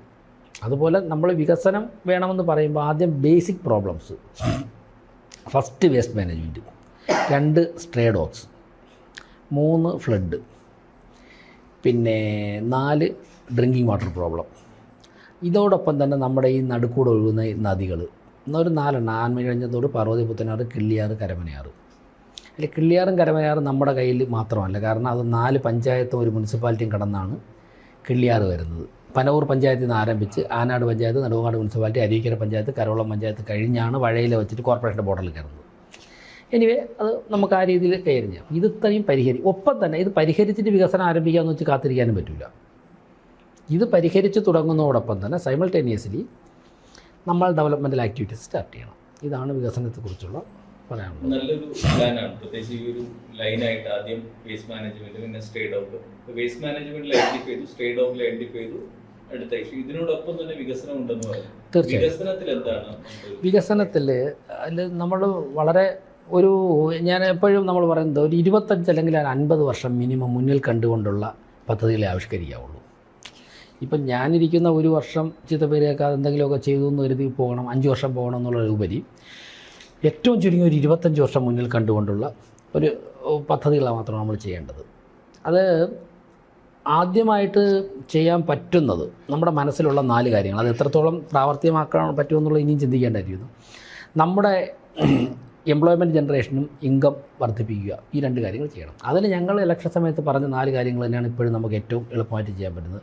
ഒന്ന്, സ്പിരിച്വൽ ടൂറിസത്തിന് ഭയങ്കരമായ സാധ്യതകളുണ്ട്, മെഡിക്കൽ ടൂറിസത്തിന് ഭയങ്കരമായ സാധ്യതകളുണ്ട്. വിഴിഞ്ഞം നമ്മുടെ കയ്യിലിരിക്കുകയാണ്, അതിനെ മാക്സിമം എക്സ്പാൻഡ് ചെയ്താൽ മതി. ഒപ്പം തന്നെ IT, ഇത് 4 നമുക്ക് വളരെ പെട്ടെന്ന് തന്നെ ഡെവലപ്പ് ചെയ്യാൻ സാധിക്കും. ഇത് 4 നമ്മൾ നന്നായിട്ട് മാക്സിമം എക്സ്പ്ലോയിറ്റ് ചെയ്ത് കഴിഞ്ഞാൽ നമുക്ക് ഒരു പക്ഷേ സൗത്തിലെ ഫിനാൻഷ്യൽ ക്യാപിറ്റലാകാൻ പോലും സാധിക്കും. ഇതോടൊപ്പം തന്നെ എംപ്ലോയ്മെൻറ്റ് ജനറേഷനും ഉണ്ടാകും. അപ്പോൾ ഇത് വികസനത്തിൻ്റെ ഒരു പ്രധാനപ്പെട്ട ഒരു ഭാഗം. ഇത് പറയുമ്പോൾ ഇനി ഒരു കാരണവശാലും സിറ്റിക്കകത്ത് കൂടുതൽ സ്ഥാപനങ്ങൾ വരുത്താൻ ശ്രമിക്കരുത്. ആയാൽ സിറ്റിയുടെ മനോഹാരിത ചെയ്യുമ്പോൾ നമുക്ക് തന്നെ ഇവിടെ ജീവിക്കാൻ കൺജസ്റ്റഡാവും. ഇനി IT ഡെവലപ്പ് ചെയ്യേണ്ട ആറ്റിങ്ങൽ ഭാഗത്തേക്കാണ്. മലയോര മേഖല കേന്ദ്രീകരിച്ച് എന്തൊക്കെ ചെയ്യാൻ പറ്റുമെന്ന് നെടുമങ്ങാട് കാട്ടാക്കട ഭാഗത്തായിരുന്നു. വിഴിഞ്ഞത്തിൻ്റെ മുഴുവൻ എക്സ്പാൻഷൻ വരേണ്ട കാട്ടാക്കട, നെയ്യാറ്റിൻകര, കളിയിക്കാവിളേര ബോർഡർ വരേണ്ടത്. ഈ രീതിയിലുള്ള, അപ്പം ദാറ്റ് മീൻസ് ഒരു റവന്യൂ ജില്ലയുടെ ഏകദേശം ആറ്റിങ്ങൽ ഭാഗം വരെ ഒരു സാറ്റലൈറ്റ് സിറ്റികളായിട്ടോ കോർപ്പറേഷൻ്റെ ഭാഗമായിട്ടോ, ഭാവിയിൽ ചിലപ്പോൾ മുംബൈ കോർപ്പറേഷൻ പോലെയൊക്കെ നമുക്ക് 2-3 ഒക്കെ ആക്കേണ്ടി വരും. ആ രീതിയിലായിരിക്കണം വികസനം. അപ്പോൾ ഒരു 50 വർഷം കഴിയുമ്പോൾ തിരുവനന്തപുരം ഇവിടെ എത്തി നിൽക്കും. അപ്പോൾ ഇന്ത്യയിൽ തന്നെ ശ്രദ്ധിക്കപ്പെടാവുന്ന ഒരു സ്ഥലമായിട്ട്, ലോകം തന്നെ ശ്രദ്ധിക്കുന്ന ഒരു സ്ഥലമായിട്ടും, ഇപ്പോൾ 2047 ഭാരതം ലോകത്തിൻ്റെ ഏറ്റവും മുൻപിലെത്തണമെന്ന് പറയുമ്പോൾ അതിന് ഏറ്റവും കൂടുതൽ ഫിനാൻഷ്യലി കോൺട്രിബ്യൂട്ട് ചെയ്യാൻ പറ്റുന്ന ഒരു സ്ഥലമായിട്ട് തിരുവനന്തപുരത്ത് മാറി. ഇത് കണ്ടുകൊണ്ടുള്ള ഫൗണ്ടേഷൻ ആയിരിക്കാം നമ്മളിപ്പോൾ ഇടേണ്ടത്. നമ്മൾ പിന്നെ വേസ്റ്റ് ഡിസ്പോസൽ ആണെങ്കിലും അല്ലെങ്കിൽ കനാൽ ക്ലീനിങ് ആണെങ്കിലും you will go to the root cause, അതിനെ അഡ്രസ്സ് ചെയ്തായിരിക്കും തുടങ്ങുക. നല്ല അതിനൊരു ബ്ലൂ പ്രിന്റ് ഉണ്ടാക്കി അതിൽ ഇവിടെ ഇപ്പോൾ സിറ്റിയിൽ ഒരുപാട് എക്സ്പേർട്സ് ഉണ്ട്. ടൗൺ പ്ലാനിങ്ങിനാണെങ്കിലും അതല്ലാണ്ട് ഇപ്പോൾ one of the earlier professors of university of Kerala അദ്ദേഹം ഒരു പത്രത്തിൽ ഒരു ഈ സ്പോട്ട് ഏരിയയിലുള്ള ഒരു വേണ്ടപ്പെട്ട ഒരു പർട്ടിക്കുലർ രീതിയിൽ അതിന്റെ കൺസ്ട്രക്ഷൻ വേണം എന്ന് വരെ കൺസ്ട്രക്ഷൻ അവിടുത്തെ കടകളൊക്കെ മാറ്റി ആ രീതിയിൽ അദ്ദേഹം മാതൃഭൂമിയിൽ എഴുതുക വരെ ചെയ്തു. അപ്പൊ അങ്ങനത്തെ ആൾക്കാരെ ഉൾപ്പെടുത്തിയിട്ടായിരിക്കുന്നു നിങ്ങളുടെ? തീർച്ചയായിട്ടും താങ്കൾ ഏറ്റവും നല്ല, ഞാനത് ഇടയ്ക്ക് പറയാൻ അവർ പലരും പറഞ്ഞിട്ടുണ്ട്. ഞാൻ വിട്ടുപോയതാണ്, ഞാൻ പറയാം. ഞങ്ങൾക്ക് 1% പോലും ഞാൻ വിശ്വസിക്കുന്നില്ല. കുറച്ച് ഞങ്ങൾ രാഷ്ട്രീയ പ്രവർത്തനം നടത്തി ഭരണത്തിലൊന്നരാണല്ലോ. കുറച്ച് രാഷ്ട്രീയ നേതാക്കന്മാർ ഭരണകർത്താക്കളായി മാറി അവരും കുറച്ച് ഉദ്യോഗസ്ഥന്മാരും കൂടെ ഇരുന്ന് ഭരിച്ചു കഴിഞ്ഞാൽ ഇതിൻ്റെ പരമാവധി നമുക്ക് പ്രയോജനപ്പെടുത്താൻ പറ്റുമെന്നുള്ള വിശ്വാസം എനിക്കില്ല. എൻ്റെ അഭിപ്രായത്തിൽ ഞങ്ങൾ അതിൻ്റെ സാഹചര്യങ്ങൾ ഒരുക്കുന്ന മാനേജർമാരാണ്. ഉദ്യോഗസ്ഥരിലൂടെ കാര്യങ്ങൾ നടത്തേണ്ട ഭരണകർത്താക്കളാണ്. പക്ഷേ ഞങ്ങൾ എല്ലാ ഭാഗത്തൊന്നല്ല, ഞങ്ങൾ രാഷ്ട്രീയത്തിലൊരുകിയ ചിലരൊക്കെ ഇപ്പോൾ രാജീവ് ചന്ദ്രശേഖർജിയൊക്കെ പോലെ ചില ആൾക്കാർ, ചുരുക്കം ചില ആൾക്കാർ ചില മേഖലയിൽ എക്സ്പെർട്ടുകളായിരിക്കും. IT ഫീൽഡ് അദ്ദേഹം മാനേജ്മെൻറ്റ് വിദഗ്ധനാണ്, ടെക്നോളജിസ്റ്റാണ്, സയൻറ്റിസ്റ്റാണ്. പക്ഷേ ഞാനൊന്നും ചിലപ്പം ഒരു അഡ്വക്കേറ്റ് എന്നുള്ള നിലയ്ക്ക് ക്രിമിനൽ ലോയിൽ കുറച്ച് അറിവ് എനിക്കുണ്ടാവും. ഒരു 10-12 വർഷം പ്രാക്ടീസ് ചെയ്ത് 3 വർഷം പഠിച്ചതിൻ്റെ അറിവ് എനിക്കുണ്ടാവും. അതിലപ്പുറം ഒരു മേഖലയിൽ ഞാൻ എക്സ്പെർട്ടല്ല. ചിലപ്പോൾ മാധ്യമങ്ങളോട് കുറേ കാലം കൊണ്ട് സഹകരിച്ച് ഇടപെട്ട് മാധ്യമപ്രവർത്തന മേഖലയിൽ എനിക്ക് കുറച്ച് കാര്യങ്ങൾ അറിയാമായിരിക്കും മാധ്യമങ്ങളെക്കുറിച്ച്. ഇതിലപ്പുറം ഹെൽത്ത് സെക്ടറിൽ ഞാൻ എക്സ്പെർട്ടല്ല. തെരുവ് നായ സംരക്ഷണത്തിൽ ഞാൻ not an expert. Traffic congestion കുറയ്ക്കുന്നതിൽ ഞാൻ എക്സ്പെർട്ടല്ല. സ്പേസ് റിസർച്ചിൽ ഞാൻ എക്സ്പെർട്ടല്ല. സ്പോർട്സിൽ ഞാൻ എക്സ്പെർട്ടല്ല. എന്നാൽ ഈ മേഖലകളിലൊക്കെ തന്നെ ഇടപെടുന്ന ഒരു ഭരണത്തിനാണ് നേതൃത്വം കൊടുക്കുക. അപ്പോൾ ചെയ്യേണ്ടത് എന്താണ്? ഓരോ മേഖലയിലും എക്സ്പെർട്ടായിരിക്കുന്ന ആൾക്കാരുടെ ഒപ്പീനിയൻ തേടണം. ഇപ്പം കൺസ്ട്രക്ഷൻ, ഇപ്പോൾ നിർമ്മാണ മേഖലയിലാണെന്നുണ്ടെങ്കിൽ ഇവിടുത്തെ കൺസ്ട്രക്ഷൻ മേഖലയിൽ പ്രവർത്തിക്കുന്നവരോടൊക്കെ തന്നെ അഭിപ്രായം തേടി അതിനെ ക്രോഡീകരിച്ചുകൊണ്ട് നടപ്പിലാക്കുകയായിരിക്കണം എൻ്റെ ജോലി. അതിനർത്ഥം താങ്കൾ പറഞ്ഞതുപോലെ തിരുവനന്തപുരം സിറ്റി ഒരുപാട് എക്സ്പെർട്ടുകളെ കൊണ്ട് അനുഗ്രഹീതമാണ്. വോളണ്ടറി ആയിട്ട് കാര്യങ്ങൾ ചെയ്തു തരാൻ അവർ തയ്യാറുമാണ്.